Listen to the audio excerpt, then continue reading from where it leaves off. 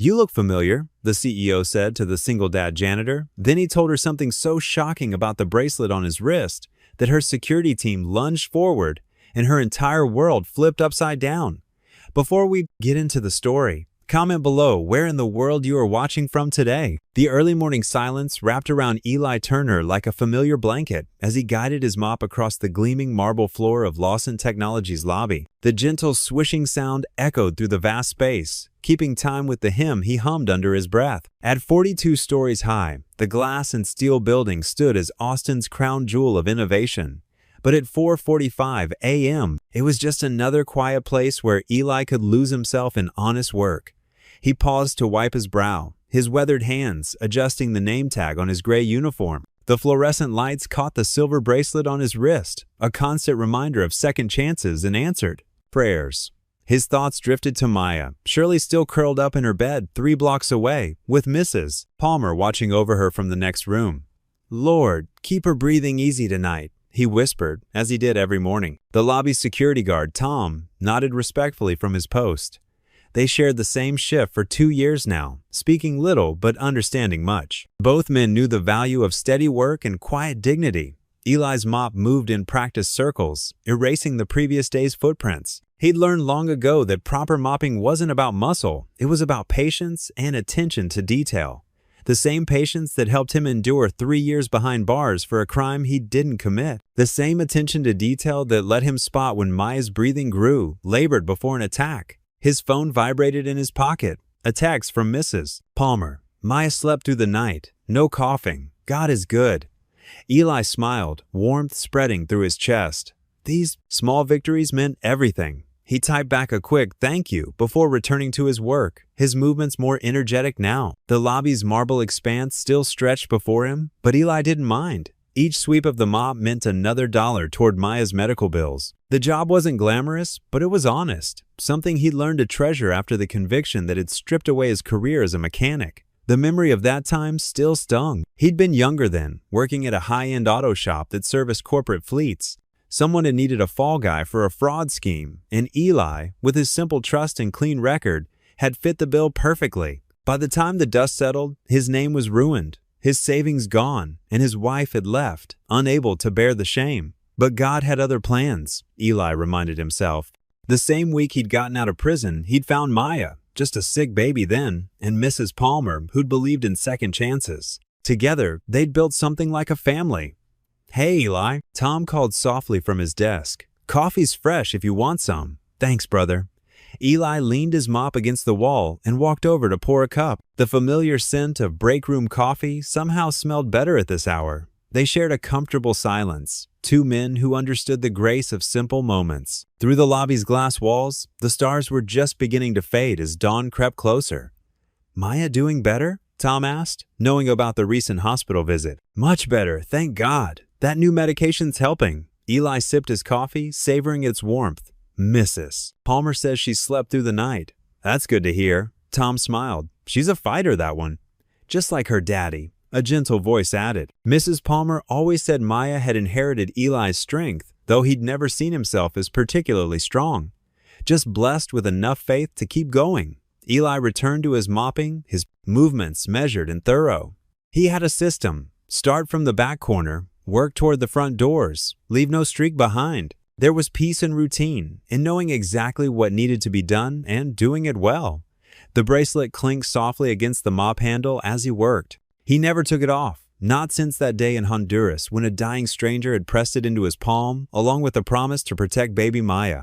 The memory was both bitter and sweet, like so many of life's most important moments. Through the windows, the sky began to lighten, painting the lobby in soft grays and blues. Eli checked his watch. 5:15 a.m. He was making good time. Soon the early birds would start trickling in, young programmers with their laptops and executives with their leather briefcases. None would notice him, and that was fine. Invisibility had its own kind of peace. He was finishing the last section when he heard it, the distinctive purr of a luxury car pulling up to the curb. Through the glass doors, he saw the sleek black vehicle that everyone knew belonged to Rebecca Lawson herself, the CEO who'd turned her father's struggling company into a tech empire. Eli kept his head down, focusing on his work as he'd learned to do. Important people preferred janitors to be like good stagehands, necessary but unseen. He heard the click of heels on pavement, then the soft whoosh of the automatic doors. But instead of the usual brisk footsteps passing by, there was silence. Eli looked up, finding himself caught in the direct gaze of Rebecca Lawson. She stood perfectly still, her designer briefcase forgotten at her side, staring at him with an intensity that made him want to check if he'd missed a spot on the floor. "You look familiar," she said softly, her voice carrying clearly in the quiet lobby. The words hung in the air between them, heavy with something Eli couldn't name. He held his mop tighter, suddenly unsure of what to do with his hands. She kept staring, as if trying to place his face in a memory that wouldn't quite come into focus. Rebecca Lawson stood motionless in the lobby, her perfectly manicured fingers pressed against her lips as she studied Eli's face with an intensity that made the air feel charged. The morning light streaming through the towering glass walls cast long, dramatic shadows across the pristine marble floor, making the moment feel suspended in time like a photograph waiting to be developed. The silence stretched between them, heavy with unspoken questions. Rebecca's usual confidence, the kind that commanded boardrooms and made million-dollar decisions without hesitation, seemed to falter as she searched Eli's features for something she couldn't quite name. Michael Grant, her head of security, maintained his position exactly 2 steps behind her left shoulder. His broad shoulders were squared, his stance ready and alert, a habit drilled into him during his military days that had never quite left him, even in civilian clothes. Though his weathered face remained neutral and professional, his sharp eyes tracked every subtle movement in the lobby, cataloging exits and potential threats with the efficiency of a man who had made survival an art form. "I'm sorry, ma'am," Eli said quietly, his voice gentle but firm, carrying the kind of respect that came naturally to him. "You must be thinking of someone else." He adjusted his grip on the worn mop handle, trying to appear casual despite the unwanted attention that made his skin prickle with discomfort. The metal cleaning cart beside him, loaded with supplies and rags, suddenly felt like a protective barrier between 2 very different worlds. His world of early mornings and honest work, and hers of corner offices and corporate power. Rebecca shook her head slightly, her tailored charcoal suit rustling with the movement. The fabric was expensive, perfectly fitted, the kind that whispered success with every step. "No, there's something." She took a deliberate step closer, her designer heels clicking against the freshly mopped floor with sharp, echoing sounds that seemed to bounce off the marble walls. "Your eyes, perhaps? The way they crinkle when you speak? Or maybe the way you hold yourself?" Eli maintained his polite smile, though his heart hammered against his ribs like a trapped bird. He'd spent the last several years perfecting the delicate art of being invisible, of blending seamlessly into the background of other people's lives. It was a survival skill he learned the hard way, how to be helpful without being noticed, how to do his job without drawing attention to his past. Now, under Rebecca's intense scrutiny, he felt as exposed as if she'd turned a spotlight directly on him. "I've been working here for almost 2 years now," he offered, hopefully, his voice steady despite his racing pulse. "The night shift, mostly. Maybe you've seen me in passing during one of your early mornings?" "No," Rebecca said, more to herself than to him, her brow furrowed in concentration. "It's different than that, deeper, like a memory I can't quite reach, something important that's just beyond." Her voice trailed off abruptly as she noticed something that made her freeze mid-sentence, her breath catching audibly in her throat. The morning sunlight, now stronger and more golden as it climbed higher, had caught the silver bracelet on Eli's wrist as he shifted the mop handle to his other hand. The metal gleamed in the light, drawing Rebecca's gaze like a magnet, her eyes fixed on it with laser focus, and all the color drained from her face in a matter of seconds, leaving her looking pale and shaken. Michael tensed immediately, his body responding to the sudden change in her demeanor with military precision. His hand didn't move toward his weapon, there was no obvious threat, but his entire posture shifted into a higher state of readiness, like a coiled spring waiting to release. Eli followed her horrified, gazed down to his wrist, suddenly understanding the source of her reaction. The worn silver band had become such an integral part of him over the years that he sometimes forgot it was there, like a second skin. But now, under her stare, it felt foreign and heavy. The carefully engraved initials DL caught the morning light, seeming to glow against his tan skin like a beacon. "That bracelet?"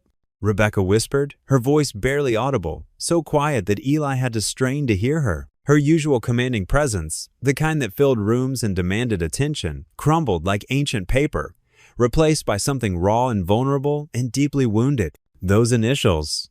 The spacious lobby grew impossibly quiet, as if the building itself was holding its breath. Even the gentle, constant hum of the building's ventilation system seemed muted, distant. Tom, the overnight security guard, had risen slowly from his desk by the main entrance. His weathered face creased with concern as he sensed the dramatic shift in atmosphere. His years of experience told him that something significant was unfolding, even if he couldn't understand what. Michael took a careful half-step forward, positioning himself closer to Rebecca without making any sudden movements. His hand remained relaxed at his side, but his posture made it crystal clear that he was prepared for anything. Years of high-stakes protection detail had taught him to read volatile situations before they fully developed, and right now, every one of his finely tuned instincts was screaming that this was a moment that could change everything. "Where did you get that?" Rebecca's question cut through the heavy silence like a blade, sharp with barely contained emotion and something that sounded dangerously close to desperation. Eli's fingers tightened involuntarily around the mop handle until his knuckles went white. The familiar weight of the bracelet suddenly felt enormous on his wrist, as if it were made of lead instead of silver. His mind raced frantically through his limited options, knowing with absolute certainty that his next words could change everything, not just this moment, but his entire carefully constructed life. The quiet routine that kept Maya safe, the anonymity that protected them both from his past, the fragile peace they'd built together, it all balanced precariously on whatever he said next. The guards stationed strategically around the marble lobby had begun moving closer with measured, deliberate steps. They formed a loose but definite circle around the three central figures, not threatening exactly, but definitely present and alert. Eli could feel their eyes on him, calculating and assessing, weighing him for potential danger. The weight of their collective attention pressed down on him like a physical force. His throat felt parched as he stood there, caught between Rebecca's increasingly intense gaze and the slowly closing circle of professional security personnel. The simple mop in his calloused hands was no longer just a cleaning tool, it had become an anchor, something solid and familiar to hold onto as his carefully constructed world of blessed invisibility began to crack and crumble around him. Rebecca waited for his answer with the patience of someone who had learned that silence could be more powerful than words. Her eyes never left the silver band that had once meant everything to her, the same bracelet she thought she'd buried, along with her hopes and dreams 12 long years ago, in a cemetery plot that had never actually held a body, only an empty casket and a heart full of unanswered questions. The morning sun continued its steady rise outside the glass walls, painting the Texas sky in brilliant shades of pink and gold and orange, promising another day of blazing heat. But inside the air-conditioned lobby, time seemed to stand perfectly still.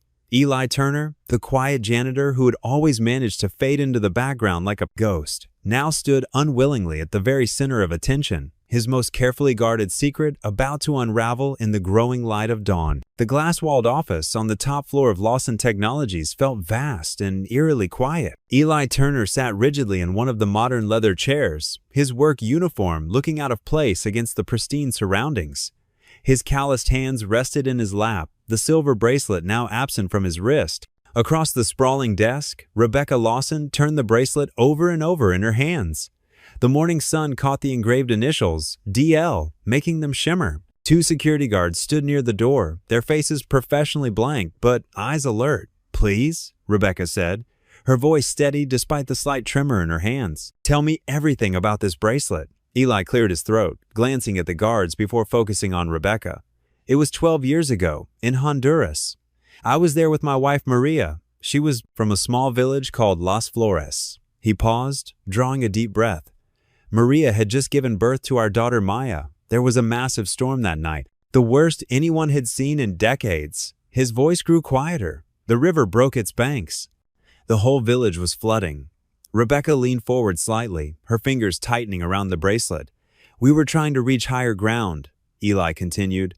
"Maria, she was still weak from childbirth. The water was rising so fast." He blinked hard, his shoulders tense with old grief. "That's when he appeared. The missionary, David." Rebecca's breath caught audibly.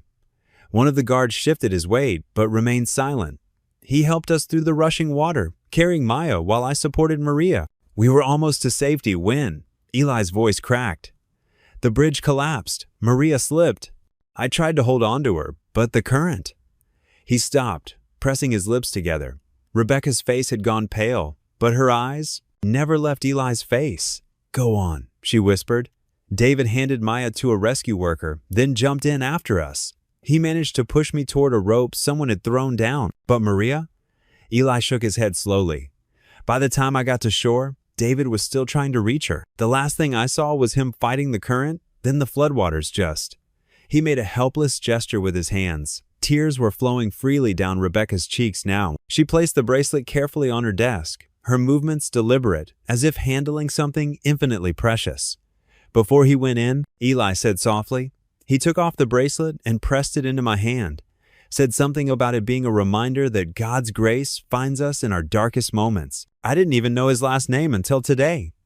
Rebecca stood abruptly, walking to the wall of windows. The Austin skyline stretched out before her, but her gaze was distant, seeing something far away and long ago. "I searched for months," she said, her voice barely above a whisper. "The aid organizations, the local authorities, no one could tell me exactly what happened, just that he died helping others during the flood." She pressed her palm against the cool glass. "That was David, always putting others first. He'd left his engineering career to do missionary work, said he needed to make a real difference in the world." Eli stood slowly, his work boots quiet against the plush carpet. "Ma'am, I'm so sorry. I never knew. I would have tried to find his family, to return it." "No," Rebecca cut him off, turning back to face him. Her makeup was smudged, but there was something fierce in her expression. "He gave it to you. He wanted you to have it." Eli looked down at his rough hands that had carried that silver reminder of grace for 12 years. "Still, it belongs to you now. I know how precious it must be." Rebecca walked back to her desk, picking up the bracelet. The silence in the office felt heavy with the weight of their shared connection to a man who had died saving others. "You're the one he saved," she whispered, staring at the bracelet as if it held all the answers she'd spent years searching for. The morning sun continued to rise over Austin, streaming through the windows and filling the office with golden light. In that moment, the CEO and the janitor stood connected by a simple silver bracelet and the memory of a man whose final act of courage had changed both their lives forever. Rebecca sat alone in her office, the morning sun now higher in the sky. Her secretary's voice crackled through the intercom. "Miss Lawson, your 9 a.m. is waiting. Cancel everything until noon." Rebecca replied, her voice steady despite the tremor in her hands. She opened her laptop, fingers hovering over the keyboard for a moment before typing Eli Turner into the search bar. The results painted a fragmented picture. News articles from 8 years ago detailed a corporate fraud case at Maxwell Industries. Eli Turner, then a promising mechanical engineer, had been convicted of tampering with safety inspection records. The conviction had cost him his career, his savings, and nearly his freedom. But something felt wrong. Rebecca dug deeper, her analytical mind picking apart the case details. The evidence had been circumstantial at best. One article mentioned Eli maintaining his innocence throughout the trial, even when a plea deal was offered. He'd lost everything rather than admit to a lie. She leaned back in her chair, running her fingers through her perfectly styled hair. The morning's discovery of the bracelet had cracked her carefully maintained composure. Now, learning about Eli's past only intensified her turmoil. Here was a man who'd suffered injustice, yet when speaking of David, her David, his eyes had shown only gratitude. Down in the parking garage, Eli climbed into his weathered Toyota. His hand still trembled slightly as he started the engine. The morning's events felt surreal, like a dream he couldn't quite shake. He thought of the bracelet, now back with its rightful owner, and felt strangely lighter. The drive home took him through modest neighborhoods where small houses sat close together, their tiny yards neat but sparse.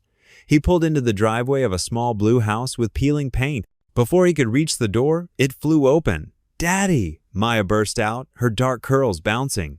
Despite her excitement, her breathing was slightly labored, a reminder of her condition that made Eli's heart ache. Mrs. Palmer, their elderly neighbor, appeared in the doorway. "She's been waiting by the window for the last hour," she said with a warm smile. "How was work, Eli?" "Different," he replied simply, lifting Maya into his arms. "Thank you for watching her, Mrs. Palmer." Inside, Maya settled at their small kitchen table while Eli made her breakfast. She watched him with curious eyes, swinging her legs. "Daddy, who was the pretty lady at work? The one you told Mrs. Palmer about?" Eli nearly dropped the bowl he was holding. "You were listening to grown-up talk, weren't you?" Maya grinned, showing the gap where her front tooth had recently fallen out. "Mrs. Palmer said you met someone important. Was she nice? Did she like your stories?" "She was very nice," Eli said carefully, setting a bowl of oatmeal with sliced bananas, Maya's favorite, in front of her. "But it's complicated, sweetheart." "Everything's complicated with grown-ups," Maya declared with the wisdom of her 7 years. She took a spoonful of oatmeal. "But you look different today, Daddy. Happy different." Eli paused, surprised by his daughter's perception. The morning's events had shaken him, but perhaps there was something else too, a feeling of being truly seen for the first time in years. Across town, in her penthouse apartment, Rebecca stood before a wall of built-in shelves. She reached for a leather-bound photo album, its pages thick with memories. Her fingers trembled as she opened it. There, preserved behind clear plastic, was a photo from 12 years ago. David stood on a beach at sunset, his kind eyes crinkled with laughter. The silver bracelet glinted on his wrist, the same bracelet she'd held in her office hours earlier. He'd been wearing it the day he left for Honduras, promising to return in time for their wedding. Rebecca traced the outline of his face through the plastic. "You saved them?" she whispered. "You saved them, and I never knew." She thought of Eli Turner, the quiet janitor with David's same gentle eyes. A man who'd faced injustice but somehow maintained his dignity. A father who worked nights to care for a sick daughter. The last person her David had helped before dying. A final act of grace that had rippled through years to reach her today. Maya's words from breakfast echoed in Eli's mind as he tucked her into bed that evening. Her room was small but filled with drawings, bright splashes of color on every wall. Her latest creation showed what looked like an angel watching over a little house. "That's us," she explained sleepily, pointing to the house. "And that's our guardian angel. Mrs. Palmer says everybody has one." Eli smoothed her curls back from her forehead. "Is that right?" "Mm-hmm." Maya's eyes were already closing. "Daddy?" "Yes, sweetheart? You look happy today," she murmured, drifting off to sleep. Eli sat on the edge of her bed, watching her peaceful face in the soft glow of her nightlight. She was right. Something had changed today. Something that felt like the first ray of dawn after a very long night. In her elegant bedroom across town, Rebecca sat at her vanity, the photo album open before her. The image of David smiled up at her, the silver bracelet forever frozen in time on his wrist. She touched the precious metal now resting on her own wrist, feeling closer to him than she had in years. The next morning, whispers filled the sleek hallways of Lawson Technologies. Employees huddled around coffee machines and water coolers, their voices dropping to hushed tones whenever someone walked by. The story of the CEO's emotional meeting with the night janitor spread like wildfire through the building's 20 floors. "I heard she was crying in her office," one marketing assistant whispered to another. "Someone said he had something that belonged to her dead fiancé," another added. By mid-morning, Sarah Chen from Human Resources had fielded dozens of curious inquiries about Eli Turner. The security team that had witnessed the encounter remained tight-lipped, but their serious expressions only fueled speculation. Jennifer Martinez, a local reporter known for her human interest stories, sat at her desk across town when her phone buzzed. A text from her source at Lawson Technologies caught her attention. "Big story here. CEO Rebecca Lawson had emotional breakdown with janitor. Something about her dead fiancé." Jennifer's journalistic instincts tingled. Rebecca Lawson rarely made headlines except for business achievements. A personal story about the famously private CEO could be huge. In her office, Rebecca stared at her computer screen, reading the 5th email about yesterday's events. Her PR team had already contacted her, concerned about maintaining the company's professional image. She touched the silver bracelet, now resting on her desk, its surface catching the morning light. Making a decision, she pressed the intercom. "Linda, please locate Eli Turner's contact information and set up a meeting for this afternoon." 3 hours later, Eli sat nervously in one of the plush chairs facing Rebecca's desk. He'd changed into his best clothes, a clean button-down shirt and pressed khakis, but still felt out of place among the modern furniture and floor-to-ceiling windows. "The story's getting out," Rebecca said directly. "About yesterday, about David's bracelet." Eli shifted uncomfortably. "I'm sorry if I caused trouble." "No," Rebecca cut him off gently. "You've done nothing wrong, but I think this is an opportunity." She leaned forward, her expression softening. "David deserves to be remembered. His sacrifice, his courage, people should know about it. Would you be willing to share your story at a press conference?" Eli's first instinct was to decline. He'd spent years trying to stay invisible, keeping his head down, protecting Maya from unwanted attention. But as he looked at Rebecca's hopeful expression, he remembered that morning in Honduras. He remembered David's last words, "Make it count." "Yes, before today," he said quietly. "For David. He saved more than just my life that day." The press conference was scheduled for the following morning. Rebecca's PR team worked through the night, preparing statements and briefing both Rebecca and Eli. They chose the company's main conference room, with its dramatic views of the Austin skyline. By 9 a.m., the room was packed with reporters and cameras. Eli stood backstage, tugging at his new suit collar, a gift from Rebecca that he'd tried to refuse. His hands were clammy, his heart racing. Through the curtain, he could hear the murmur of voices and the clicks of cameras being readied. Rebecca approached him, looking elegant in a navy dress. "Are you ready?" Eli nodded, though his throat felt dry. "Maya made me promise to wave at her. She'll be watching the live stream with Mrs. Palmer." Rebecca smiled, touching his arm briefly. "You're doing a wonderful thing, Eli. David would be proud." They walked onto the stage together, camera flashes immediately erupting around them. Rebecca stepped to the podium first, her posture perfect, her voice clear and strong. 12 years ago, I lost someone very dear to me," she began.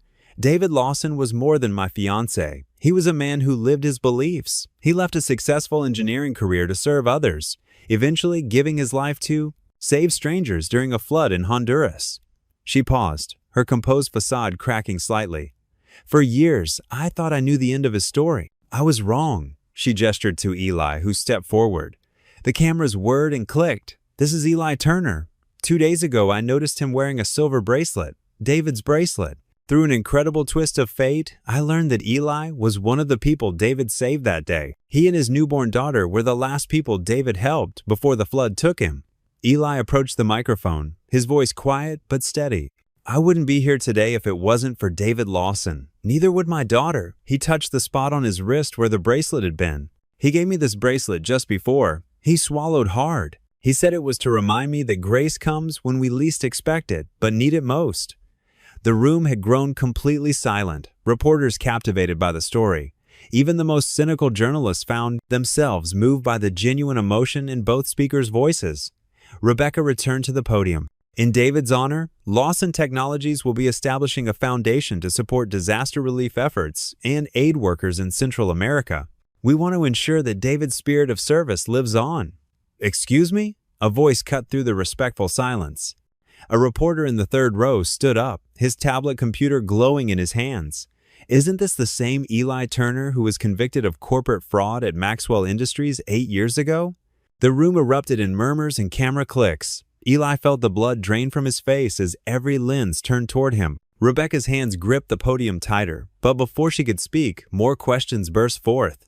"How can we trust this story? Was this whole thing staged? Mr. Turner, did you approach Miss Lawson with this story?" The peaceful, almost sacred atmosphere of moments before shattered like glass. Eli stood frozen under the harsh lights, feeling the weight of every suspicious stare, every accusatory lens. The silence that followed felt like an eternity, broken only by the rapid-fire clicks of cameras capturing his shock and Rebecca's rigid posture. By sunrise, Eli Turner's peaceful anonymity had shattered. His face stared back at him from dozens of news websites, each headline more sensational than the last. "Miracle meeting or elaborate con?" blazed one. "CEO's dead fiancé connected to ex-con janitor," screamed another. In his tiny kitchen, Eli's hands trembled as he set down his coffee mug. Maya's Cheerios sat untouched in their bowl, milk growing warm. She kept glancing at her father's phone, which wouldn't stop buzzing with notifications. "Daddy, why is your picture everywhere?" Maya asked, her small fingers fidgeting with her spoon. Eli tried to smile, but his eyes betrayed his worry. "Sometimes, sweetheart, grown-ups get confused about things. It'll blow over soon." The walk to Maya's school felt longer than usual. Parents who normally smiled now whispered behind raised hands. Maya's grip on his hand tightened when they passed a group of her classmates, who pointed and giggled. "Hey, Maya, is your dad really a bad guy?" one boy shouted. Eli quickened their pace, his jaw clenched. Maya's bottom lip trembled, but she held her head high, just like he'd taught her.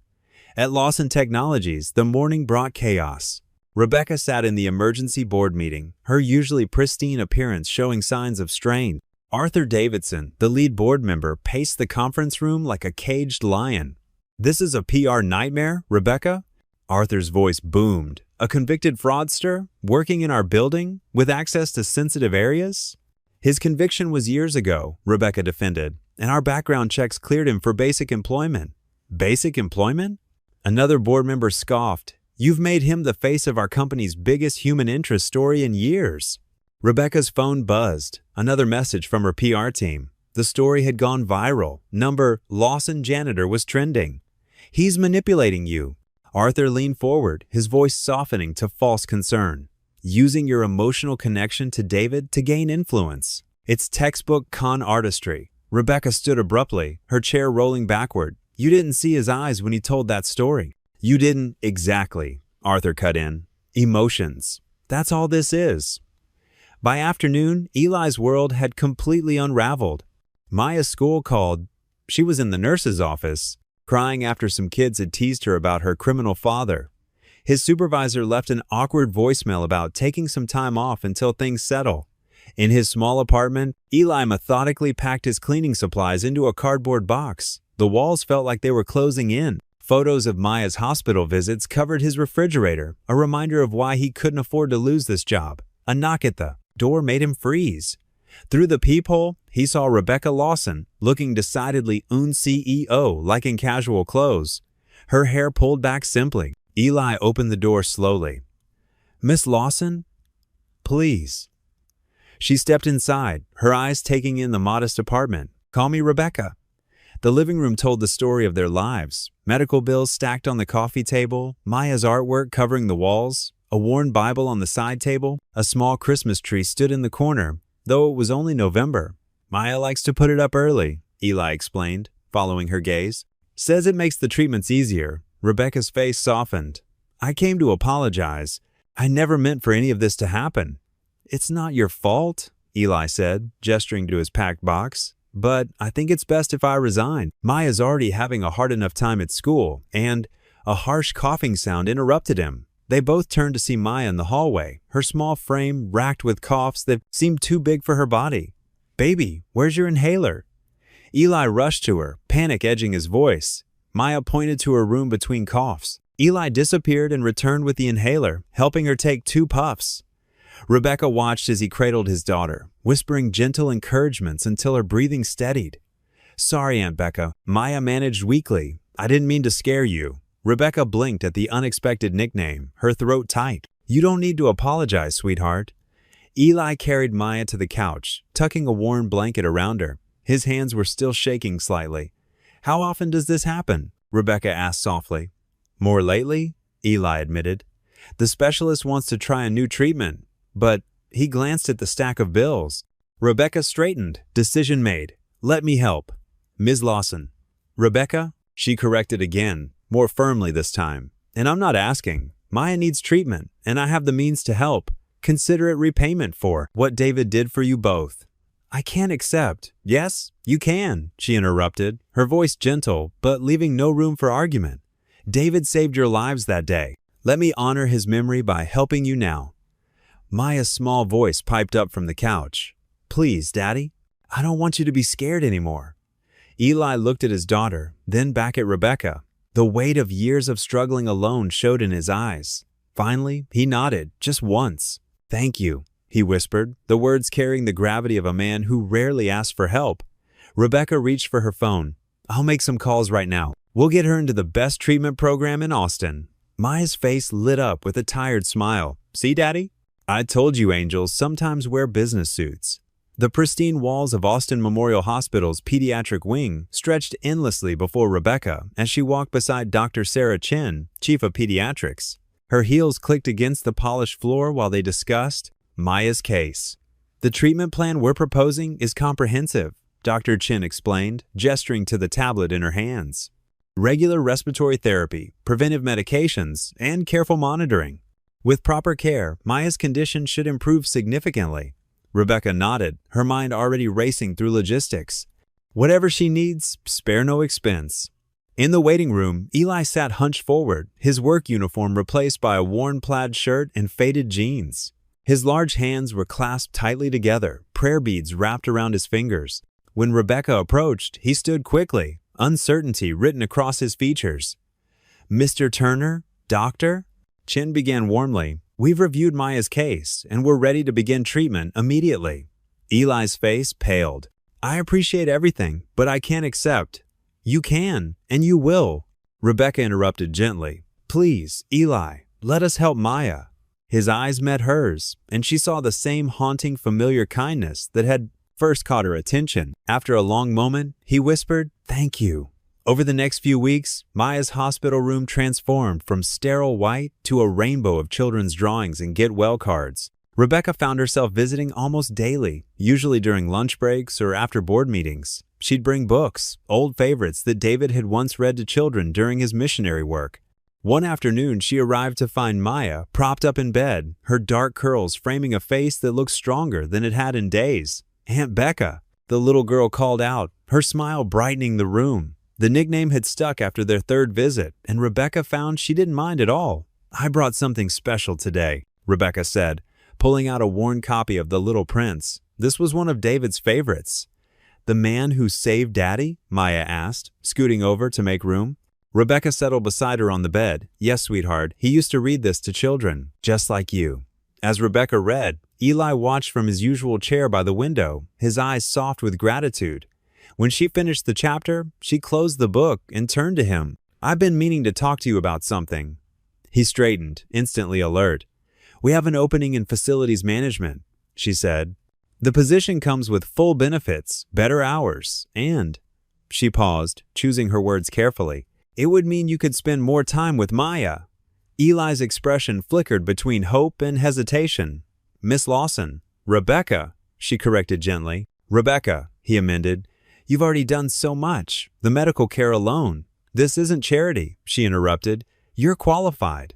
"More than qualified, actually. I've seen your previous work experience before," she trailed off, not wanting to mention his wrongful conviction. Before everything fell apart, he finished quietly.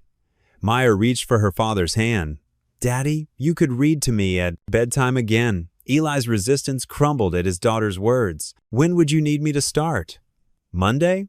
Rebecca suggested, trying to keep her voice professional despite the warmth spreading through her chest. He nodded slowly. "Thank you for everything." Their days fell into a new rhythm. Rebecca would often find excuses to visit the facilities department, where Eli had quickly earned the respect of his team. They'd share coffee in the break room, talking about faith, loss, and healing. She told him about David's dreams of building schools in developing countries. He shared stories of Maya's mother, who died shortly after childbirth. "Sometimes I wonder if God has a plan in all this," Eli admitted one afternoon, "how darkness can lead to light." Rebecca touched the empty space on her wrist where her bracelet had once been. "I stopped believing in plans when David died, but lately," she met his eyes.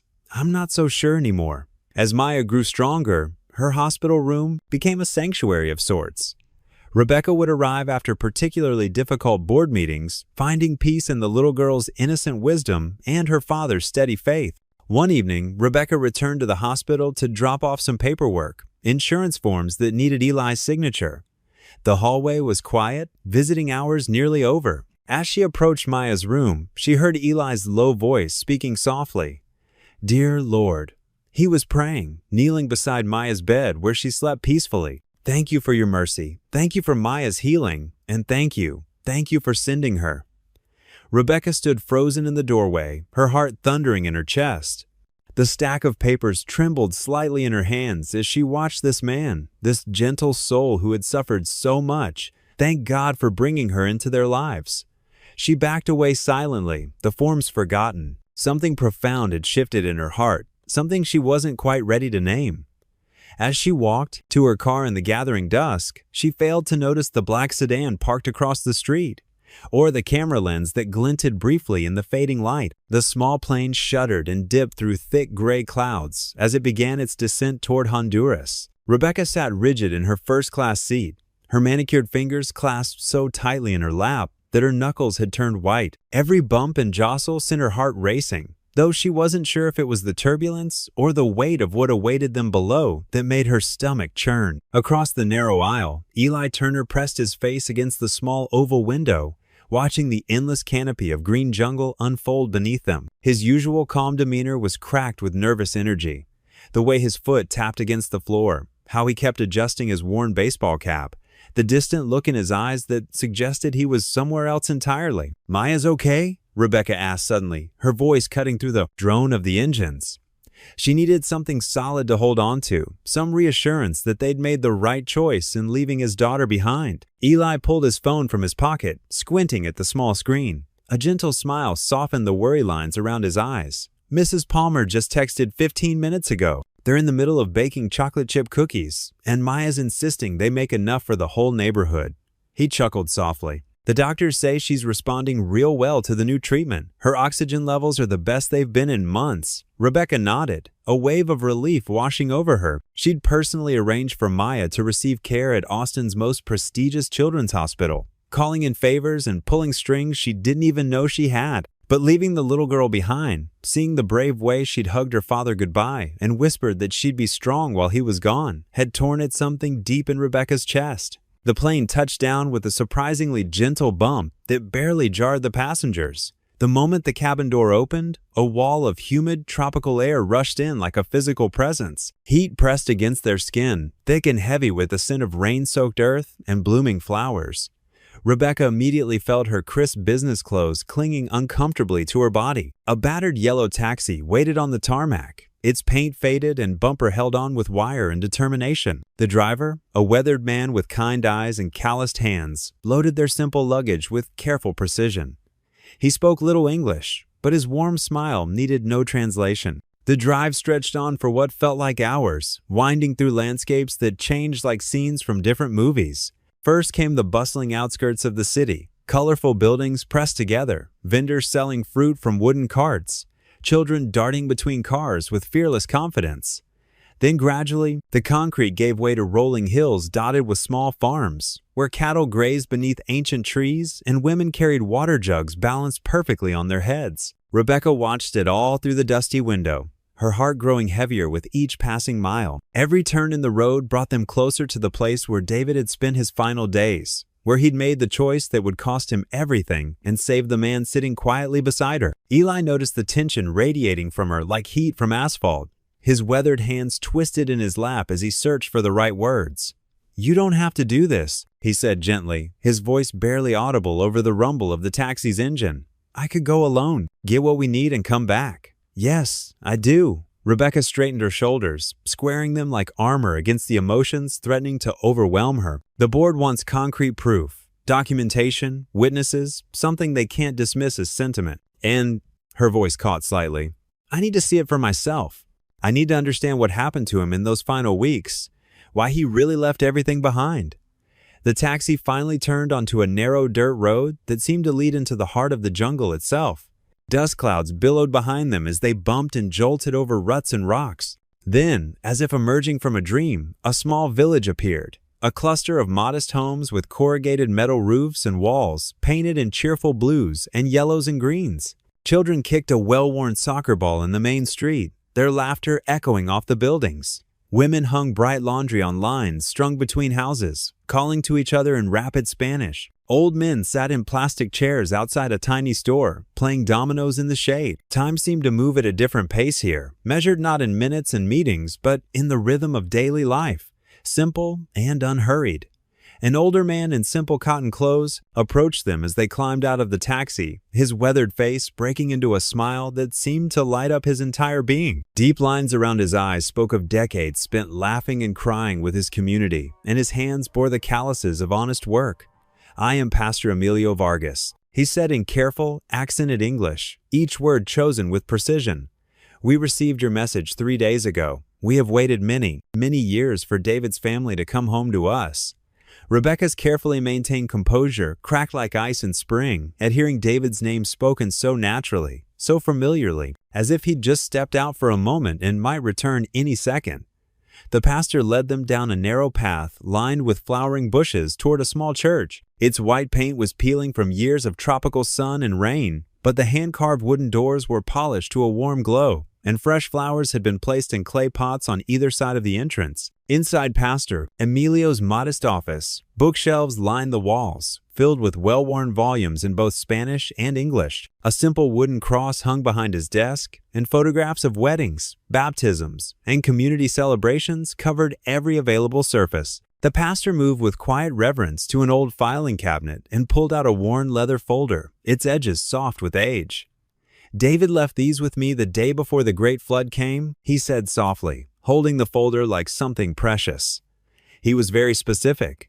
He said that someday, someone who loved him might come looking for answers. He wanted to be sure they would find the truth. Rebecca's hands trembled as she accepted the folder, its weight somehow far greater than the few papers it contained. Inside were letters written in David's neat, familiar handwriting, photographs she'd never seen, and a small spiral notebook with pages covered in numbers and calculations. He was deeply troubled in those final weeks. Pastor Emilio continued, settling into his chair with the careful movements of someone whose joints had seen many years of service. Something weighed very heavily on his conscience, something from his life before he came to us. He spent many hours in prayer, asking God to show him the right path forward. Rebecca and Eli exchanged glances heavy with meaning. David had left his well-paying engineering job suddenly, giving Rebecca only vague explanations about needing to find a different path, about wanting to serve people instead of profit margins. She thought it was just a midlife crisis, a temporary, idealistic phase he'd outgrow. He spoke often of numbers that didn't add up. The pastor continued, his voice gentle but serious, of money that disappeared into accounts that shouldn't exist. But more than the wrongdoing itself, he spoke of his own part in staying silent, of feeling complicit through his inaction. He said he couldn't truly serve God while carrying such a burden. They spent the rest of the afternoon going through the documents page by page. David's letters revealed the depth of his moral struggle, detailed hints of corporate fraud that had been systematically buried, evidence of funds diverted from charity accounts, and the growing weight of his knowledge that innocent people were being hurt by his former company's deception. His final letter, dated just 3 days before the flood, expressed both profound relief at finding his true calling in missionary work and unwavering determination to expose the truth he'd left behind in the corporate world. Pastor Emilio led them through the village as the sun began to sink lower in the sky, painting everything in shades of gold and amber. He pointed out the small clinic that David had helped design and build, its solar panels gleaming on the roof. Elderly villagers approached them throughout their walk, each eager to share their own stories of El Americano Bueno, the good American who had worked from dawn to dusk helping their community, who had learned enough Spanish to joke with the children and pray with the grieving. "And here," the pastor said finally, stopping at the edge of a swift-moving river that sparkled in the fading light, "this is where it happened on that terrible day. The rains had been falling for 3 days straight, harder than anyone could remember. The river rose so fast that families barely had time to grab their children before the water swept through their homes." He gestured toward Eli with a mixture of reverence and sorrow. "David had just pulled the young father and his newborn baby from the rushing water when I saw him give you his bracelet. He looked you in the eyes and said to live a good life, to make it count. Then, without hesitation, he turned and went back into that angry river to help others who were still trapped." Rebecca stood at the river's edge, trying to imagine that terrible day 12 years ago. The water looked deceptively peaceful now, but she could see how quickly it could turn deadly when swollen with storm runoff. Eli stood quietly beside her, lost in memories that had shaped every day of his life since. As evening settled over the village, Pastor Emilio had one final item to share. Back in his office, he moved to a locked drawer behind his desk and pulled out a photograph preserved in a clear plastic sleeve. Rebecca gasped softly, her hand flying to her throat. The photo showed David, soaking wet but wearing the gentle smile she remembered so well, cradling a tiny bundle in his arms, a newborn baby wrapped in a soggy blanket. Next to him stood a much younger Eli, his face dazed with shock and exhaustion but alive. So beautifully alive. The date stamp in the corner showed it had been taken just hours before the flood reached its devastating peak. "He asked me to take this picture with his camera," Pastor Emilio explained, his voice thick with emotion. Even in the midst of such chaos and danger, he said that every new life was worth celebrating, that hope must always be recorded and remembered. Rebecca held the photograph with infinite care, studying David's face. The same kind eyes that had seen her through countless difficult days. the same gentle smile that had made her believe in goodness and second chances. Here was the concrete proof they'd traveled so far to find.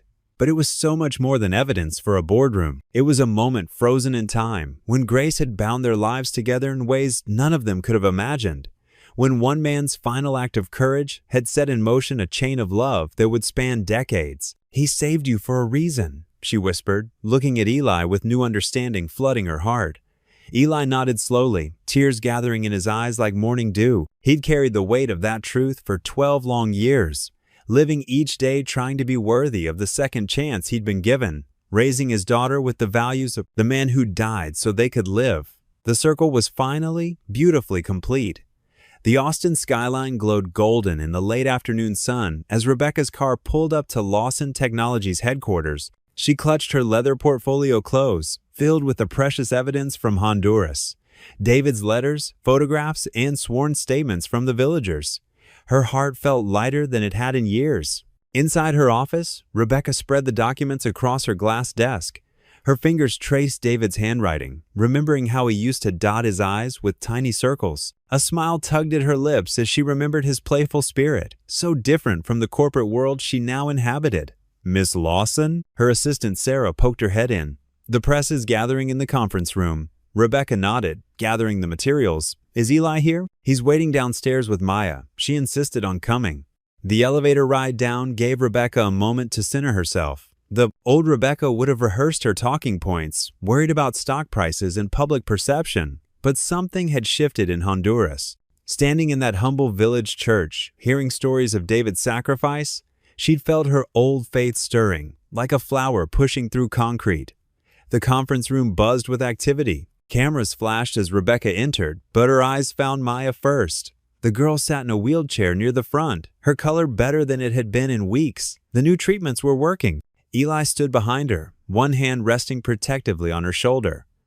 "Good afternoon," Rebecca began, her voice steady. 2 weeks ago, I traveled to Honduras with Eli Turner to investigate a remarkable story of courage and connection. Today, I'm sharing what we found." She projected the photos on the screen behind her, the village, the church, the weathered faces of those who remembered. David's letters appeared next, his words about faith and purpose enlarged for all to see.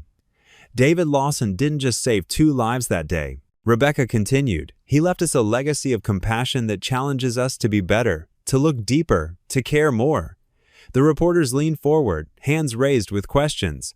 But Rebecca wasn't finished. In honor of David's sacrifice, Lawson Technologies is establishing a permanent medical fund for children in need, starting with full coverage for all pediatric respiratory cases like Maya's.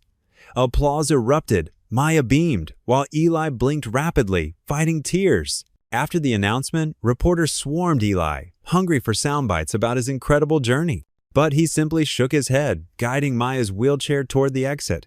"The story isn't about me," he said quietly. "It's about a man who gave everything for strangers. That's all that matters." Rebecca watched them go, noting how Eli's humility only made the press more intrigued. She'd seen enough corporate manipulation to recognize genuine grace when she saw it. Later that afternoon, she visited Maya at the hospital for her treatment. The girl's room had transformed over the weeks, filled with drawings and cards from well-wishers. Maya sat up in bed, coloring with new energy. "Aunt Becca," she called out, using the nickname that never failed to warm Rebecca's heart. "Look what I made." The drawing showed 3 figures holding hands, a tall man, a little girl, and a woman in business clothes. Above them, a 4th figure with wings watched from the clouds. "That's Daddy's angel friend," Maya explained, pointing to the winged figure. "And that's you, and me, and Daddy." Rebecca's throat tightened. "It's beautiful, sweetheart." Eli entered with Maya's medication. "The doctors say she might be strong enough for outpatient treatment soon," he said softly. Their eyes met briefly, and Rebecca felt that familiar flutter. Not romance, exactly, but something deeper. Trust, perhaps, or recognition of how grace could work through broken pieces to create something new. "The press coverage has been overwhelming positive," Rebecca said. "People are calling it a modern miracle. I just hope it helps other families get the care they need," Eli replied, adjusting Maya's blanket with gentle hands. Rebecca watched him, understanding now why David had given him the bracelet. Both men shared that quiet strength, that instinct to deflect praise toward others. After saying goodbye to Maya, Rebecca headed to her car in the hospital parking garage. Her phone buzzed with an anonymous text. Her blood ran cold as she read the message. "Stop digging, or we'll expose the truth about him." Rebecca paced in her dimly lit office, the city lights twinkling through the floor-to-ceiling windows. Her fingers trembled as she held her phone, showing the anonymous message to Eli. He stood quietly, his usually warm eyes now clouded with worry. "Stop digging, or we'll expose the truth about him." The words glowed harsh and threatening on the screen. "There's something I need to tell you," Eli said softly, sinking into one of the leather chairs across from Rebecca's desk.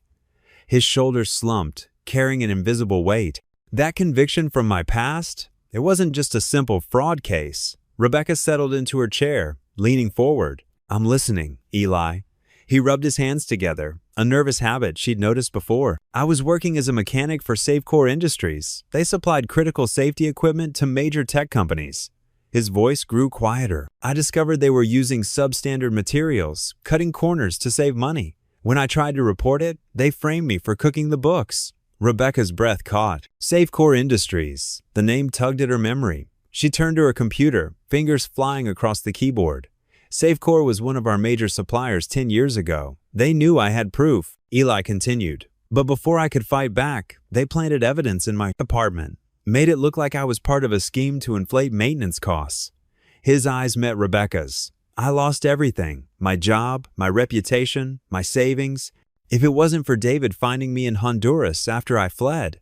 Rebecca pulled up old company files, scanning through years of financial records.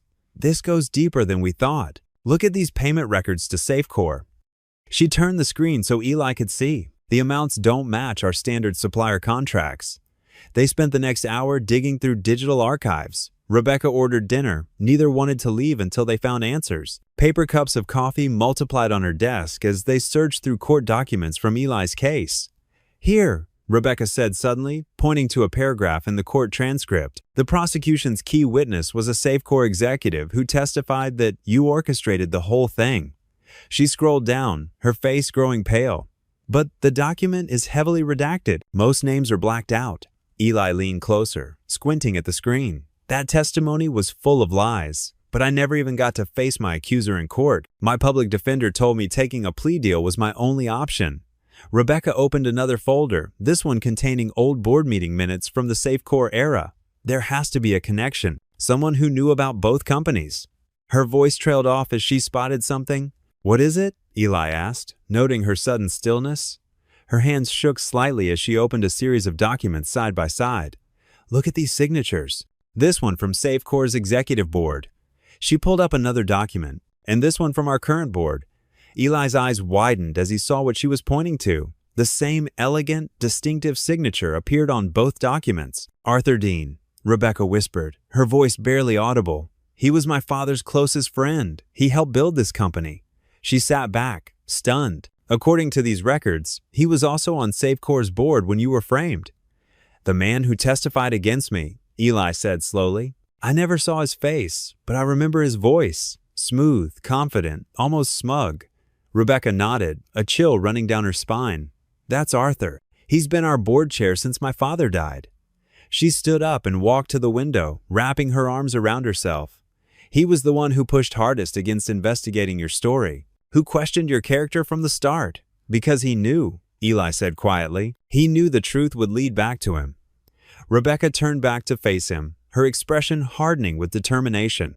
"We need proof, concrete evidence that links him to what happened to you." She gathered the scattered papers on her desk. "And we need to be careful. If Arthur suspects, we're on to him." "He's already suspicious," Eli pointed out, hence the threatening message. Rebecca nodded, checking her watch. It was nearly midnight. "We should stop for now. Arthur has eyes everywhere in this building." She began carefully organizing the documents into her portfolio. "I'll have my private security team sweep this office for bugs tomorrow." "What about Maya?" Eli asked, worry creeping into his voice. "If they're willing to threaten us, I'll assign protection for both of you," Rebecca assured him. "People I trust personally." She paused, looking at him intently. "I'm so sorry, Eli. My company, my father's company, was part of what happened to you. You weren't involved," he said gently, "and you're trying to make it right. That's what matters." They stood in silence for a moment, the weight of their discovery settling over them. Through the windows, the city stretched out below, unaware of the decade-old deception they'd just uncovered. David would have fought for the truth. Rebecca said finally, touching the silver bracelet on Eli's wrist, no matter the cost. Eli nodded, his expression solemn but determined. Then that's what we'll do. For David, for justice. Rebecca gathered her things, her mind already racing with next steps. They had the first piece of the puzzle, Arthur Dean's name connecting Safecore to Lawson Technologies.